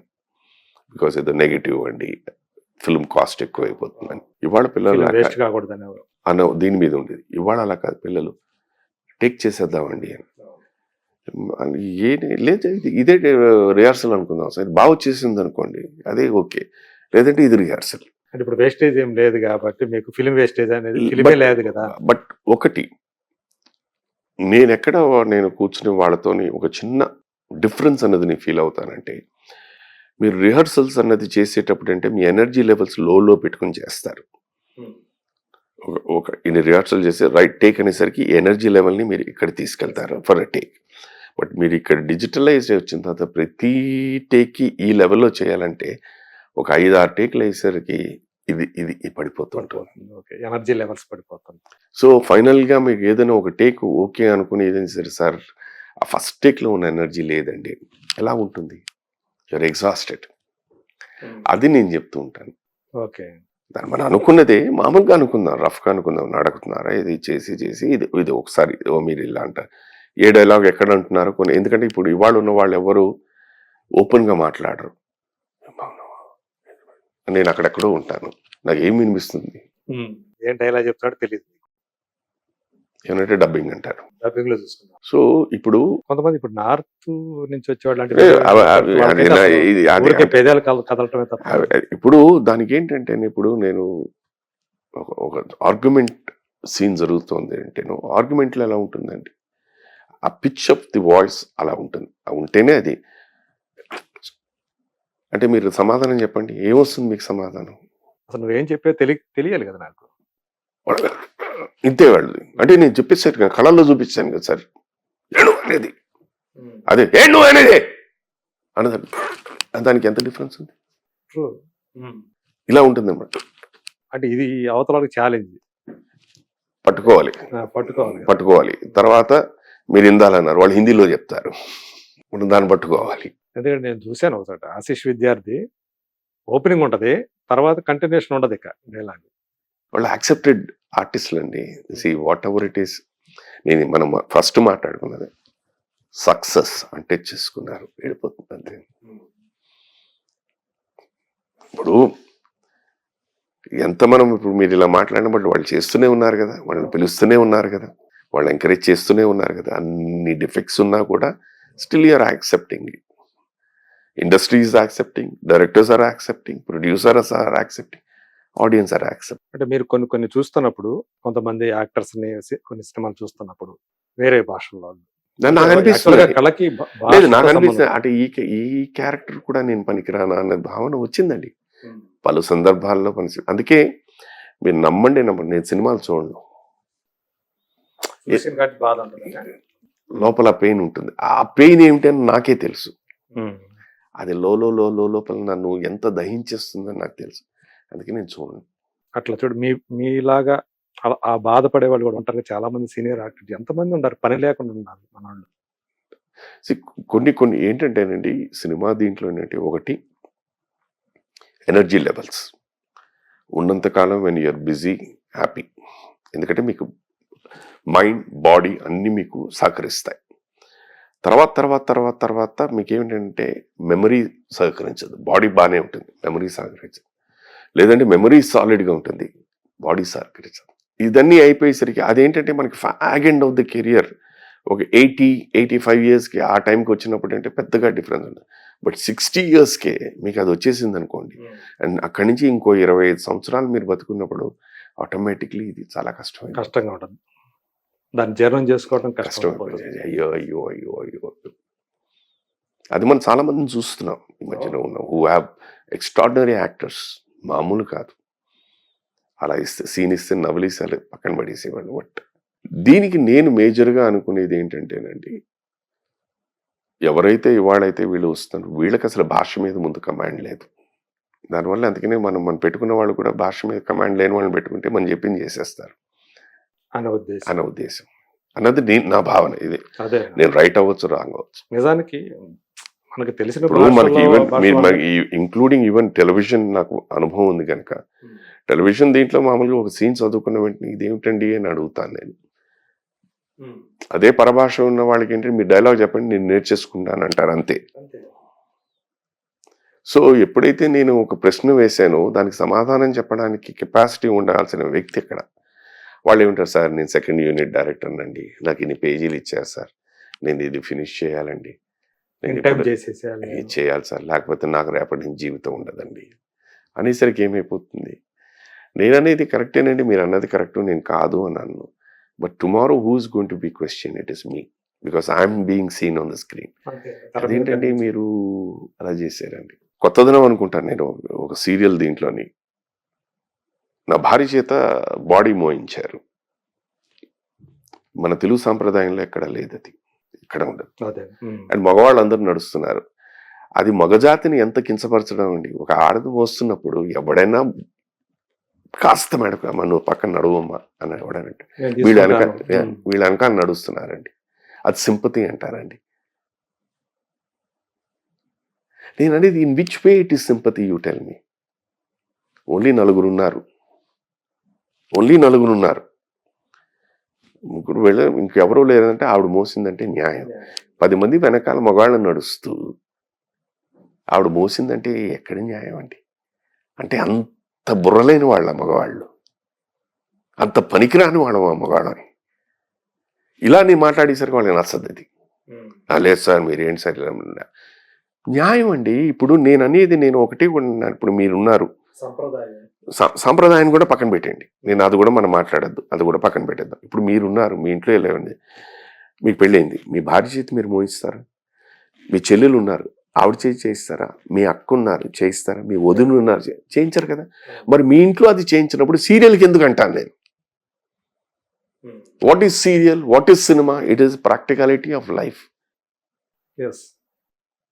How are you doing it? Just because అక్కడ ఏంటంటే మీరు డబ్బులు ఇస్తున్నాం కదా, మీరు ఏమైనా no, it is not the question of money. నేను నా ఆర్గ్యుమెంట్ ఎప్పుడైనా వచ్చేది ఏంటి, ఈ ప్రపంచంలో అనుకోకుండా the most sad part of a profession is prostitution. మీరు వాళ్ళకి డబ్బులు ఇచ్చినా మీరు ఇష్టం వచ్చినట్టు వాళ్ళ దగ్గర బిహేవ్ చేయరు, వాళ్ళకి ఎథిక్స్ ఉన్నాయి. అలాంటి వాళ్ళకి ఎథిక్స్ ఉన్నప్పుడు మనకి ఎందుకు ఉండకూడదు అంటాను నేను. Is my argument. తప్పు కదా అది. మీరు మీరు మీరు రైటర్స్, మీరు అదర్ దీని మీద చూడండి, తెలుగు సాంప్రదాయాన్ని అలాగా మీరు మట్టగలిపేశారు. You do it for other people, చీల్చి చెండాడేస్తారు. మీరు రాయరు వారి గురించి, మీరేం సీన్స్ అలా ఎందుకు అలా క్రియేట్ చేయరు? వైయాస్ అంటే ఎవడు అడగడు గనక. అన్నం ఇలాగే తినాలి, వేరేగా తినలేము. అది నేను కొత్తగా చూపిస్తానంటే ఎలాగండి? అది కొత్త అనేది దేంట్లో చూపించాలి? ఇలా ఉంటుందండి. ఆటోమేటిక్గా బాబా నస పెట్టేస్తున్నాడండి. అరే నస ఏంటం ఏంటంటే, రేపు క్రాంతి కుమార్ గారు అనే వ్యక్తి was very futuristic thinking gentlemen. అవును, పురోగామివాది అని చెప్పుకుంటాడు. అవును, ఆయన కూడా ట్రై చేసి ఇలాంటిదే. స్వాతికి అది వాళ్ళు పెళ్లి చేయడం అని అది యాక్సెప్ట్ చేశారు జనాలు. దాని తర్వాత ఇంకో సినిమా చేశారు అలాగే, వాళ్ళ భార్య సిస్టర్స్ అందరు కలిపి, అది రాజశేఖర్ గారి సినిమా పేరు నాకు బాడీ మోయిస్తారు అన్న వాళ్ళదే. కొన్ని మనము దాన్ని ఏంటంటేనండి, అది ఇంకిపోయినాయి మన శరీరంలోని, మన ఆలోచనలోని, మన పద్ధతుల్లోని. We have to leave it off. పైగా ఆ క్యారెక్టర్ ఏమో అక్కమొగుడు, యా. పైగా ఈ మా సీరియల్లో ఆ క్యారెక్టర్ ఏమో కళ్ళు కనిపించావు సరిగ్గా. ఇంట్లోనే వెతుక్కుంటూ వెళ్తున్న వ్యక్తి రోడ్డు మీద నడుచుకుంటూ తీసుకుని వెళ్ళిపోతున్నారు. అసలు ఎక్కడైనా ఉందండి? లేదు సార్, అలా మోస్తున్న రాళ్ళు గుచ్చుకుంటూ ఉంటే సింపతి కలగాలి. సింపతి, నేను అది చెప్పాను. ఓకే, సింపతి కలగాలి, మీరు నలుగురినే పెట్టండి. అప్పుడు మనుషులు అదే ఎవరు లేరు, అది మీద పెట్టండి ఆ సీన్. ఇది భలే ఉందండి, ఇది భలే ఉంది. ఇది నీ పర్పస్ ఆఫ్ ఇది ఉందంటే they should be a logic. అంటే cinema is magic without logic, నేను కాదను. Serial is logic with, but practicality దీని మీద ఉన్నప్పుడు 10 మంది మగాళ్ళు అలా నడుచుకుంటూ వస్తున్నప్పుడు ఎవరికైనా మనసు ఉండదండి. అట్లా పోనిస్తారా? ఒక అమ్మాయి చేత పని చేయిస్తారా? అది నేను అనేది. మీరు ఎవరు లేరు, మీరు చేశారు, ఓకే రైట్, ఆవిడ ఏదో ఇంట్లో కష్టపడుతున్నారని చెప్పేసి ఏదో అలాగే ఇచ్చింది, అక్కడ న్యాయం. న్యాయం. పైగా మీరు దానికి ఏం పెట్టారు, ఇంట్లోనే కళ్ళు కనిపించకుండా ఇక్కడికి గుద్దేసుకుంటూ ఉన్నప్పుడు వ్యక్తి, ఆ రైటర్ అనేవాళ్ళు, ఆ రైటర్ ఏమో సార్ నేను 24 hours దాని మీదే కూర్చున్నానండి, 24 అంటే జస్ట్ బిఫోర్ 24 hours అండి అని అడిగాను. అంటే నాలో ఉన్న పెద్ద జబ్బదండి. I'm two sincere. నాకేంటంటే ఎవరైనా ఇక్కడ ఇలాగ ఆషామాషిగా ఉన్నారంటే నాకు నచ్చదు. ఎందుకంటే నేను చేస్తున్న వచ్చేసరి సీన్ చూస్తే చాలా పేలంగా ఉంటుంది. ఏంటంటే 24 గంటలు మీరు దీని గురించి ఇంత పేలంగా ఎలాగ వస్తుందండి? అంటే 24 hours ముందు నేను ఇవ్వాలి కదా స్క్రిప్ట్ అని. సీరియల్స్కి వచ్చేసరికి ఏంటంటే అక్కడ ఉన్న 40 సీన్లు 50 సీన్లు ఏమన్నా 5 సీన్లు బాగుంటాయి. ఇంకా అంతే, ఆ షెడ్యూల్ అంటే ఆ 5 సీన్లు చుట్టూ అదే మ్యాటర్ మీతోని వారితోని మాట్లాడి షెడ్యూల్ ఫినిష్. మీరు పనిచేసే అన్ని అంటే ఏవైతే ఉన్నాయో వీటికన్నిటికీ ఇలా ఆలోచిస్తుంటారా మీరు? డెఫినెట్గా అండి, అది నాకు అన్నం పెడుతుంది. అంటే చాలా మంది ఏంటంటే మనకు డబ్బులు ఇస్తున్నారు, మనం ఒప్పుకున్నాము, చేసామా లేదా, అయిపోయింది. అదే నాకు ఆ విషయం కూడా చెప్పేవాళ్ళు ఉన్నారు. ఎందుకు ఇది అవసరమా, నీకు ఇంత ఆవేశం అవసరమా? కరెక్టేనా ఆవేశం కాకపోతే ఇప్పుడు. కానీ నాకు ఒక ప్రశ్న ఒకటి వస్తుంది, ఇదేంటంటే ఇది నా వృత్తి. నువ్వు సినిమాల్లో అడుగుతావు అంటే సినిమాల్లో కూడా అడుగుతా, అది కరెక్ట్ గా ఉండాలని కోరుకు. ఇప్పుడు సినిమాలో ఏంటంటే వాళ్ళు ఒక 1.5 years ఒక కథను అనుకుంటారు. నేను అక్కడికి వెళ్ళిన తర్వాత నా క్యారెక్టర్ ఇదే అనుకుంటాను. ఈ క్యారెక్టర్స్ నేను ఇలా బిహేవ్ చేయనా, అని అడుగుతాను. ఎందుకంటే ప్రతి క్యారెక్టర్కి ప్రతి దీనికి ఒక సందర్భం ఉంది, ఒక మనిషి ప్రవర్తన ఉంది. ఇప్పుడు మామూలుగా ఇలా కూర్చున్న వెంటనే సడన్గా మనకి ఏదో వచ్చేసి పలానా వాళ్ళు కాలం చేశారు, ఇది షాకే, ఇది షాకే, హ? ఎప్పుడు ఇది షాకే. ఇక్కడ ఏంటంటే ఇవన్నీ ఎలా సరి ఈ మనిషి తాలూకా మనోభావం ఎలా ఉంటుంది, అతని వ్యక్తిత్వం ఏంటి, క్యారెక్టరైజేషన్ త్రూ అవుట్ ఒకటే ఉందా? అది నేను అడుగుతాను. అది Correct గా అది ఉండాలి. ఎందుకు ఉండాలి? ఇప్పుడు ఇక్కడ సార్ నేను ఈ దీని మీద ఇలా బిహేవ్ చేశాను, ఇప్పుడు ఇలా మళ్ళీ దానికి దీనికి ఆ పొంతం లేదే అని అడుగుతూ ఉంటాను నేను. దానికి ఏదో ఇచ్చేసుకుంటుంటాను. This is a common thing, that is where you're involving. మీరు అక్కడి నుంచి ఇక్కడ నడుచుకుంటూ రావాలి అంతే. నడకలో ఎన్ని తేడాలు ఉన్నాయి, ఏ ఉద్దేశంతో వస్తున్నా, తొందరపడి వస్తున్నానా, నిదానంగా వస్తున్నానా, ఏదో నాన్నగారిని ఏదో కోసం అడగడానికి వస్తున్నానా, ఏదో ఫేవర్ అడగడానికి వస్తున్నానా, లేదంటే నాకు మార్కులు తక్కువ వచ్చాయి నాన్నగారు సంతకం పెట్టాలి, అది ఎలా వెళ్ళాలి, ఎంత తేడా ఉంటుందండి. ఫస్ట్ మార్కులు వచ్చాయి నడుచుకుంటూ వస్తున్నాడు తండ్రి దగ్గరికి, ఆ నడక వేరేగా ఉంటుంది. తక్కువ మార్కులు వచ్చాయి తండ్రి దగ్గరికి వస్తున్నాడు, ఆ నడక వేరేగా ఉంటుంది. నడకే దట్ ఈస్ వేర్. అది అంటే అది నేను అలా ఆ భావన నాకు ఉండి నేను చేస్తేనే చూసేవాళ్ళకి ఆ భావన కలుగుతుంది. మనం చూస్తే అంటే ఆ కాలానికి ఈ కాలానికి ఎంత వేరియేషన్ ఉందనేది అంటే మీరు వచ్చిన కొత్తల్లో హీరోలకి క్యారెక్టర్ ఆర్టిస్టులకి రెమ్యూనరేషన్ ఏదైతే ఉందో అంత ఎక్కువ డిఫరెన్స్ ఉండేది కాదు. కానీ ఈరోజు స్టార్ హీరోస్గా ఉన్న వాళ్ళు ఎవరైతే ఉన్నారో వాళ్ళకి ఇచ్చే రెమ్యూనరేషన్ ఏమో కోట్లలో ఉంటుంది. మీ దగ్గరకు వచ్చేటప్పటికి ఆ రెమ్యూనరేషన్ చాలా తక్కువగా ఉంటుంది అనేది స్పష్టంగా తెలుస్తోంది. క్రెడిట్ అంతా కూడా సినిమా జయాపజయాలన్నీ కూడా సినిమా హిట్ అయితేనేమో అందులో స్టార్ హీరోకి ఎక్కువ క్రెడిట్ వెళ్తుంది, సినిమా ఫ్లాప్ అయితే డైరెక్టర్ మీదో లేకపోతే ఇంకోరో అవుతుంది. కానీ ఈ వేరియేషన్ అనేది మీకు చూస్తామంటే బాధ కలిగిస్తూ ఉంటుందా? అంటే ఎఫెక్ట్లో మీరు పెట్టే ఎఫర్ట్ కానీ వాళ్ళ ఎఫర్ట్ కానీ, కాకపోతే వాళ్ళు యాక్షన్ సీన్ చేయొచ్చు యాక్షన్ సినిమాల్లో, కానీ పర్ఫార్మెన్స్ వైజ్గా చూసుకుంటే మీరు ఆ ఎఫర్ట్ పెడతారు. ఇదివరకు ఏంటంటే సినిమాకి రెమ్యూనరేషన్ ఉండేది, ఇప్పుడేమో డైలీ కాల్ షీట్స్ వచ్చినాయి. సో ఇది తలుచుకుంటే మీకు ఏమనిపిస్తుంటే ఈ వేరియేషన్, ఈ రెమ్యూనరేషన్ అవన్నీ పక్కన పెట్టేస్తానండి. బేసిక్గా ఏంటంటే యువర్ సేలబిలిటీ అనేది చాలా ఇంపార్టెంట్. ఒకనప్పుడు మనం విన్నదే రామారావు గారు కానీ నాగేశ్వరరావు గారు కానీ వాళ్ళు రెమ్యూనరేషన్ పెంచుదాం అనుకుంటే ప్రొడ్యూసర్స్ అందరినీ దృష్టి పెట్టి మేము ఇలా పెంచుదాం అనుకుంటున్నాం మీరేమిటి అని వాళ్ళిద్దరూ ఒక మాటకు వచ్చి వాళ్ళు పెంచేవారు. That was the system. వాళ్ళే అనుకొని పలు సందర్భాల్లో మాట్లాడుకొని రామారావు గారు పెంచుదాం అనుకున్నప్పుడు ఆయనేమో నాగేశ్వరరావు గారిని కన్సల్ట్ చేసేవారు, మేము ఇలా అనుకుంటున్నాం, మీ ప్రొడ్యూసర్స్ తో కూడా మీరు మాట్లాడి మీరు చెప్పండి, మీరు కూడా అని అలా మాట్లాడుకుని సరే మీరు ఇంత అండి అలాగే పెంచేవారు. ఇవాళ మార్కెట్ ఓపెన్ అయిపోయింది, ఇట్స్ బిగ్గర్ మార్కెట్ అయిపోయింది. సో దీంతో సెల్లింగ్ కెపాసిటీ ఇప్పుడు ఒకనప్పుడు ఒక సందర్భంలో ప్రకాష్ రాజ్ గారు ఏదో చెప్పారు, దిస్ ఈజ్ మై వాల్యూ, మీరు ఇష్టం ఉంటే నాకు పెట్టండి ఇవ్వండి ఐల్ వర్క్, లేదంటే వదిలేయండి. అది కాదండి మీరెవరు ఇంత అనుకోవడానికి, నేను అనుకోవాలి, నా వర్త్ ఇది, ఇస్తే ఇవ్వండి లేకపోతే మానేయండి. సో అలాగుండి డిమాండ్ ఉంది కాబట్టి ఆయనకి అలా చెప్పగలిగాడు, చెప్పారు. ఇది 90% ఇవాళ మీరు ఇప్పుడు ఇందాలన్న దీంట్లోనండి మేము ఇంతే అండి ఈ క్యారెక్టర్ ఉన్నాం అంటారు అని వచ్చేస్తుంది మా దగ్గరకు వచ్చేసరికి. ఇష్టం ఉన్న వాళ్ళు చేస్తారు, కష్టం ఉన్న వాళ్ళు వద్దులేండి అంటారు. దీనికి నేను ఎక్కువగా భావించేది ఏంటంటేనండి, బ్లాక్ అండ్ వైట్ ఎరా నుంచి తీసుకుందాం. ఒకసారి ఒక నిర్మాత కానీ కథా రచయిత కానీ దర్శకుడు కానీ పలానా పాత్రకి పలానా వాళ్ళు అని అనుకుంటే వాళ్ళే, ఇంకా నో ఆల్టర్నేటివ్. మా తరానికి వచ్చేసరికి నేను ఎంటర్ అయిన పీరియడ్కి వచ్చేసరికి ఈ క్యారెక్టర్కి A B R C options వచ్చేసాయి, ఏ బి ఆర్ సి. ఇవాళ వచ్చేసరికి అండి A to Z 1 to 1000 1 to million అయిపోయింది. వీళ్ళు కాదు వాళ్ళు కాదు, మీకు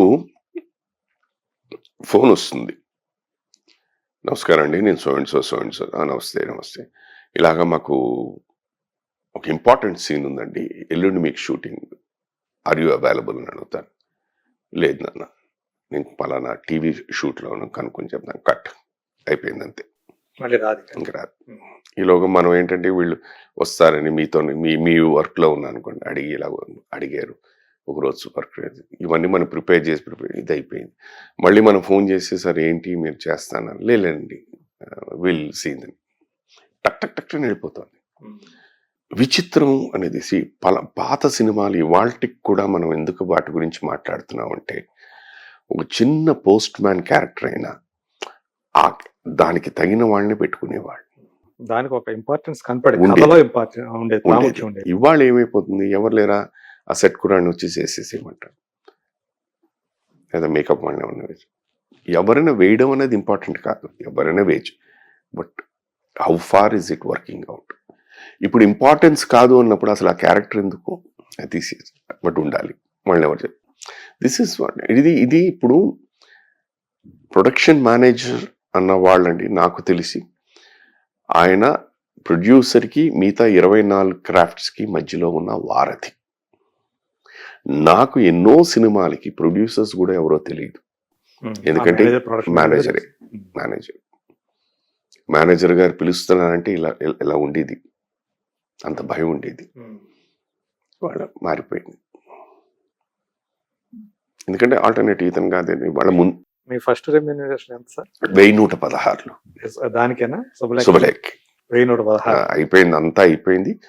సినిమా రిలీజ్ అయిన తర్వాత ఒకసారి ఆఫీస్కి రమ్మన్నారు, ఇప్పుడు 1116 ఇచ్చారు. ముందు అది కూడా ఏం చెప్పలేదు మీరు? ఏం లేదు, డబ్బుల సంగతి ఏం ఏం చెప్పలేదు, మాట్లాడారు, ఆఫర్ మాత్రం వచ్చింది. డైరెక్టర్ గారు చేసాము, వెళ్ళాను, షూటింగ్లు అంతా అయిపోయింది, డబ్బింగ్ అంతా అయిపోయింది, అంతా సినిమా రిలీజ్ ముందు 1116 ఇచ్చారు. అప్పటి నుంచి చూసుకుంటే ఇప్పుడు మీకు ఇచ్చేది చూసుకుంటే మీరు ఆర్ యు సాటిస్ఫైడ్ విత్? నేను అంటే నేను ఎలా భావిస్తానంటేనండి, మీరు ఇందాల అన్న మాటే, the effort is the same. సీరియల్కైనా సినిమాకైనా, అది పెద్ద హీరో సినిమా అయినా the effort will be the same, కొత్త హీరో సినిమాకైనా it will be the same, the effort is the same. So నాకు నేనుగా ఫిక్స్ చేసుకున్నాను, రోజుకి ఇంత, అది ఏ సినిమా అయినా మీరే ఫిక్స్ చేసి, నేనే ఫిక్స్ చేసి, నాకు ఇంతే, ఇదైతే నాకు కంఫర్టబుల్ అండి, ఇది వర్కౌట్ అయితే వర్కౌట్ అయిన చోట వర్కౌట్, బేరాలు అలాగా ఉంటాయి. ఒక్కోసారి ఎక్కువ కూడా రావచ్చు కదా, వస్తాయి. నేను అడగనండి, నేను ఎప్పుడు ఏంటంటే పైసా తీసుకుంటున్నానంటే పైసావే, అంటే వాళ్ళు అడుగుతారా, మీరు ఎంత తీసుకుంటారు? వాళ్ళు అన్ని కనుక్కునే మనకు ఫోన్ చేస్తారు, మీ రేట్ ఏంటి అనేది కనుక్కుంటారు. అది మళ్ళీ మన దగ్గర అడిగి మళ్ళీ దాంట్లో ఏమైనా తగ్గించగలుగుతా అంటే, లేదు సార్ నేను మొన్న ఈ సినిమా చేశానండి, కావాలంటే ఆ నెంబర్ ఇస్తాను మీరు కనుక్కొని, సో నేను ఇది అనుకుంటున్నాను, సో మీరు ఇవ్వగలిగితే ఫైన్ ఎనఫ్, లేదంటే ఆలోచించండి అంటాను. బట్ వాళ్ళన్నీ వెళ్ళిపోవడం ఎంత.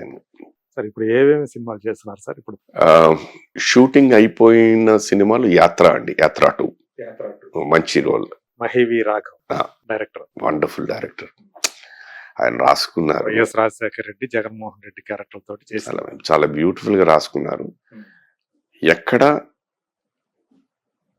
తెచ్చిపెట్టుకుని పొగడుతుండదు ఆ డైలాగ్స్ లో, దీంట్లోనే నాకు నా వర్క్ అయిపోయింది. వాళ్ళది ఇంకా ఐ థింక్ అసెంబ్లీ ఎపిసోడ్ ఏదో ఉంది. మీరు ఏ పాత్ర చేశారు?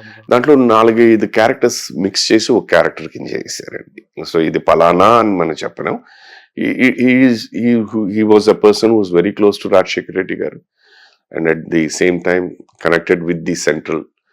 అలా 4-5 పాత్రలు కలిపి నాకు వారు రాసిన డైలాగులు అవన్నీ నేను చెప్తున్నప్పుడు నాకు తెలియకుండా నాకు చాలా ఐ ఫెల్ట్ వెరీ హ్యాపీ. అంటే ఒక మినిస్టరా అట్లాంటిది? మినిస్టర్ అని కాదు, వాడి పోర్ట్ఫోలియో ఏమీ లేదు, is not no portfolio, who was very close to Rajasekhara Reddy garu, and a link between the state government and the Ramachandrarao గారి క్యారెక్టర్ ఉన్నాయండి. ఇట్స్ ఆల్ మిక్స్డ్ అండి, చెప్పాను కదా, ఇది ఒకటేని కాదు, దేర్ ఆర్ 3-4 క్యారెక్టర్స్ మిక్స్ చేసి ఒక క్యారెక్టర్. అయితే మీరు మమ్ముట్టి గారితో ఎక్కువ ఉంటాయి అన్నమాట. మమ్ముట్టి గారు లేరు ఈ సినిమాలో, ఎందుకంటే ఇది రాజశేఖర రెడ్డి గారు చనిపోయిన తర్వాత. It starts with the death of Rajasekhara Reddy గారు టిల్ జగన్ గారు స్వేరింగ్ ఇన్, అదనమాట ఆ యాత్ర. జీవాజీ కదా, జీవా గారు చేస్తున్నారు, జీవా గారు. సో ఆ యాత్ర చూపిస్తున్నారు. రియల్లీ నేను బాగా ఎంజాయ్ చేశాను వారితో వర్క్ చేయడం. నెక్స్ట్ సినిమా నేను చేస్తున్నది కొత్తగా కమిట్ అయింది చిరంజీవి గారి సినిమా. యువి క్రియేషన్స్ వారి వశిష్ఠ డైరెక్టర్. వశిష్ఠ గారి డైరెక్షన్లో. తర్వాత ఆల్రెడీ కమిటెడ్ సినిమా చేస్తున్న సినిమా రామ్ చరణ్ గారిది, శంకర్ గారి డైరెక్షన్, దిల్ రాజు గారు ప్రొడ్యూసర్, దట్ ఈస్ దేర్. అది మైసూర్ వెళ్ళాలి ఇప్పుడు. ఈలోగా మధ్యలో చిన్న సినిమాలు చాలా చేశాను. ఇంకో cinema which I have committed and almost నా క్యారెక్టర్ అయిపోయింది అనుకుంటాను షూటింగ్, ఈజ్ ఓజీ, సుజిత్ గారు, పవన్ కళ్యాణ్, దానయ్య గారి సినిమా. దాంట్లో కూడా ఒక మేజర్ రోల్. చెప్పుకోవడానికి మేజర్ రోల్స్ విల్ బి యాత్ర, OG, prominence. Next Ram Charan గారిది మన గేమ్ చేంజర్. ప్రామినెంట్ గా అంటే సినిమా అంతట్లో దగ్గర ఒక 6-7 సీన్లో కనిపించే పాత్ర. మిగతావన్నీ 1 day work, half day work, nice, ఒక సీను 2 సీన్లు ఉండేది అనమాట. రామ్ చరణ్ గారితో ఇదేనా ఫస్ట్ టైం? ఫస్ట్ అండి, మై ఫస్ట్. ఏమనిపించింది మీకు? నేను వారితో ఇంకా కాంబినేషన్ చేయలేదు, నేను రాలేదు ఇప్పుడు దాకా. మోస్ట్ ప్రాబబ్లీ నేను ఇప్పుడు మైసూర్ షెడ్యూల్ తో వారు కాంబినేషన్ చేయబోతున్నాను. ఉందన్నమాట, మొత్తానికి అయితే ఉంది అనుకుంటున్నాను. అక్కడికి వెళ్తే కానీ నాకు తెలియదు. ఈ షెడ్యూల్లో 5 రోజులు అన్నారండి. దీని తర్వాత there is another schedule in Vizag. Most probably దాంట్లో అయితే అది అయిపోతే I think my work will be over. లేదో మరి ఇక్కడ ఈ 5 రోజులతోనే అయిపోతుందో నాకు తెలియదు, వెళ్తే కానీ నాకు తెలియదు. మీరు ఆల్రెడీ చేసిన సినిమాలు మీరు చూస్తుంటారా? చూస్తాను, డబ్బింగ్ అప్పుడేనండి. ఇప్పుడు భగవంత కేసరి ఉంది, చాలా చిన్న పాత్ర, ఒకటే లేదు, ఒకే ఒక సీన్, ఒకే ఒక రోజు షూటింగ్. ఓకే, అదే విలన్ మిమ్మల్ని ఒకే ఒక. వాళ్ళు ముందు ఆయన మేనేజర్ గారు మాట్లాడినప్పుడు ఏదో 10 రోజుల క్యారెక్టర్ అండి అన్నారు, ఏదో మాట్లాడుకున్నది అయిపోయిన తర్వాత సీన్ చూసిన తర్వాత ఇదే లేదండి 1 రోజు క్యారెక్టరే అన్నారు. సరే, ఓకే, రైట్. ఏదైనా అంటే మనం ఇందాలు మాట్లాడుకున్నా, ఆ సినిమా సక్సెస్ అయితే your a part of that, it helps you అంతే. That is what I mean. అది ఉన్న దీంట్లో కూడా మాట్లాడుతున్నారు ఆ క్యారెక్టర్ గురించి, మిమ్మల్ని చూసేవండి అని చెప్పి. ఓకే, రైట్, అంటే గుర్తింపు పొందిన క్యారెక్టర్ అనేసి కొద్దిసేపే కనిపించిన. మొత్తానికి అదే సుధాకర్ గారు కనపడ్డారు. అంటే ఎక్కువ సుధాకర్ కనిపించాడు కన్నా పాత్ర కనిపించిందండి, బాగుందండి అన్నారు. అది చాలా, అది సాటిస్ఫైడ్. ఇది బాలకృష్ణ గారిని కలిసారా మీరు ఆ టైంలో? బాలయ్య బాబు గారి కాంబినేషన్ లేదు నాకు ఆ సినిమా దీంట్లోని. అలాగే ఈ సినిమాలో కూడా చిరంజీవి గారితో కాంబినేషన్ లేదు, అసలు లేదు. అసలు ఇది ఇది కూడా బిగినింగ్ పార్ట్ లోనే వస్తుంది. ఈ క్యారెక్టర్ వచ్చేసి అసలు there is absolutely no link అన్నమాట. మీ మొత్తం ఎంటైర్ కెరీర్ లో గోల్డెన్ పీరియడ్ అంటే ఏదని చెప్పుకుంటారు మీరు? ప్రతి మనిషికి ప్రతి దాంట్లో స్వర్ణయుగం అని ఒకటి ఉంటుంది. గోల్డెన్ పీరియడ్ అంటే ఎలా తీసుకుంటేనండి, నేనే నో మ్యాన్, నాకు ఇండస్ట్రీకి సంబంధించి ఎవరూ లేరు. ఎక్కడో వైజాగ్ నుంచి ఒక చీపురు పుల్లలాగా వచ్చిన వ్యక్తికి శుభలేఖ అనే ఒక సినిమా వచ్చి అది ఆదరణ, ఆ క్యారెక్టర్గా ఆదరణ పొంది ఇండస్ట్రీ నన్ను యాక్సెప్ట్ చేసి వర్క్ ఇస్తూనే ఉంది. అది ఒక ఇది సక్సెస్ఫుల్ ఎనీ ఫిల్మ్ అంటే మనం ఏ సినిమా చేసినా ఇది సక్సెస్ అవ్వాలన్న భావనతోనే మనం ఒప్పుకుంటాం. సో సక్సెస్ అయిన ప్రతి cinema will always give you happiness. జీవితం అంటే ఏమిటి అన్నది నేను ఇందాలు చెప్పినట్టు ఆ 7.5 years of lack of work plus television, అది నాకు నేర్పించిన. ఇప్పుడు ఈ ఏజ్లో అట్ ద ఏజ్ ఆఫ్ 63 ఇప్పటికీ యంగ్ డైరెక్టర్స్ వాళ్ళు నా గురించి మాట్లాడుతూ నన్ను పిలిపిస్తున్నందుకు I feel very happy. Okay, ఈ తరం వాళ్ళు కూడా ఇది. అండ్ అఫ్కోర్స్ సినిమా ప్రస్తావన వస్తూనే ఉంటుంది. At the end of day అయిపోయిన తర్వాత నా పద్ధతి, నా ప్రవర్తన, నా ఇది చూసిన తర్వాత దే ఫీల్ సో హ్యాపీ అండి. We have to work more and more. ఈసారి ఒక సినిమాకి ఒక రోజు కాదండి, we have to make it. మొన్న first time when I worked with Anil Ravipudi garu కూడా అదే చెప్పారు. నెక్స్ట్ టైం ఒక సీన్ కాదండి, I have to use it. జరిగితే ఆనందం, జరగకపోయినా నో ప్రాబ్లం, మనం దాని గురించి బాధపడాల్సిందేం లేదు. 4 దశాబ్దాల నుంచి మనకి పని లభిస్తుందంటే ఇండస్ట్రీలో అది నేను ఎప్పుడు ఫాలో అయ్యే ఒక ప్రిన్సిపల్ అండి. నేను బాగా అంటే గట్టిగా నమ్మేది, నాతో పాటు ఎంతో మంది ఈ ఇండస్ట్రీలో స్టార్ట్ అయ్యారు. ఇందాలు చెప్పినట్టు కొంతమంది ఈ ప్రపంచంలో లేరు, కొంతమంది ఎక్కడ ఉన్నారో తెలియదు, అయినా కూడా నా ప్రయాణం సాగుతూనే ఉంది. దానికి భగవంతుడు ఇచ్చిన వరం.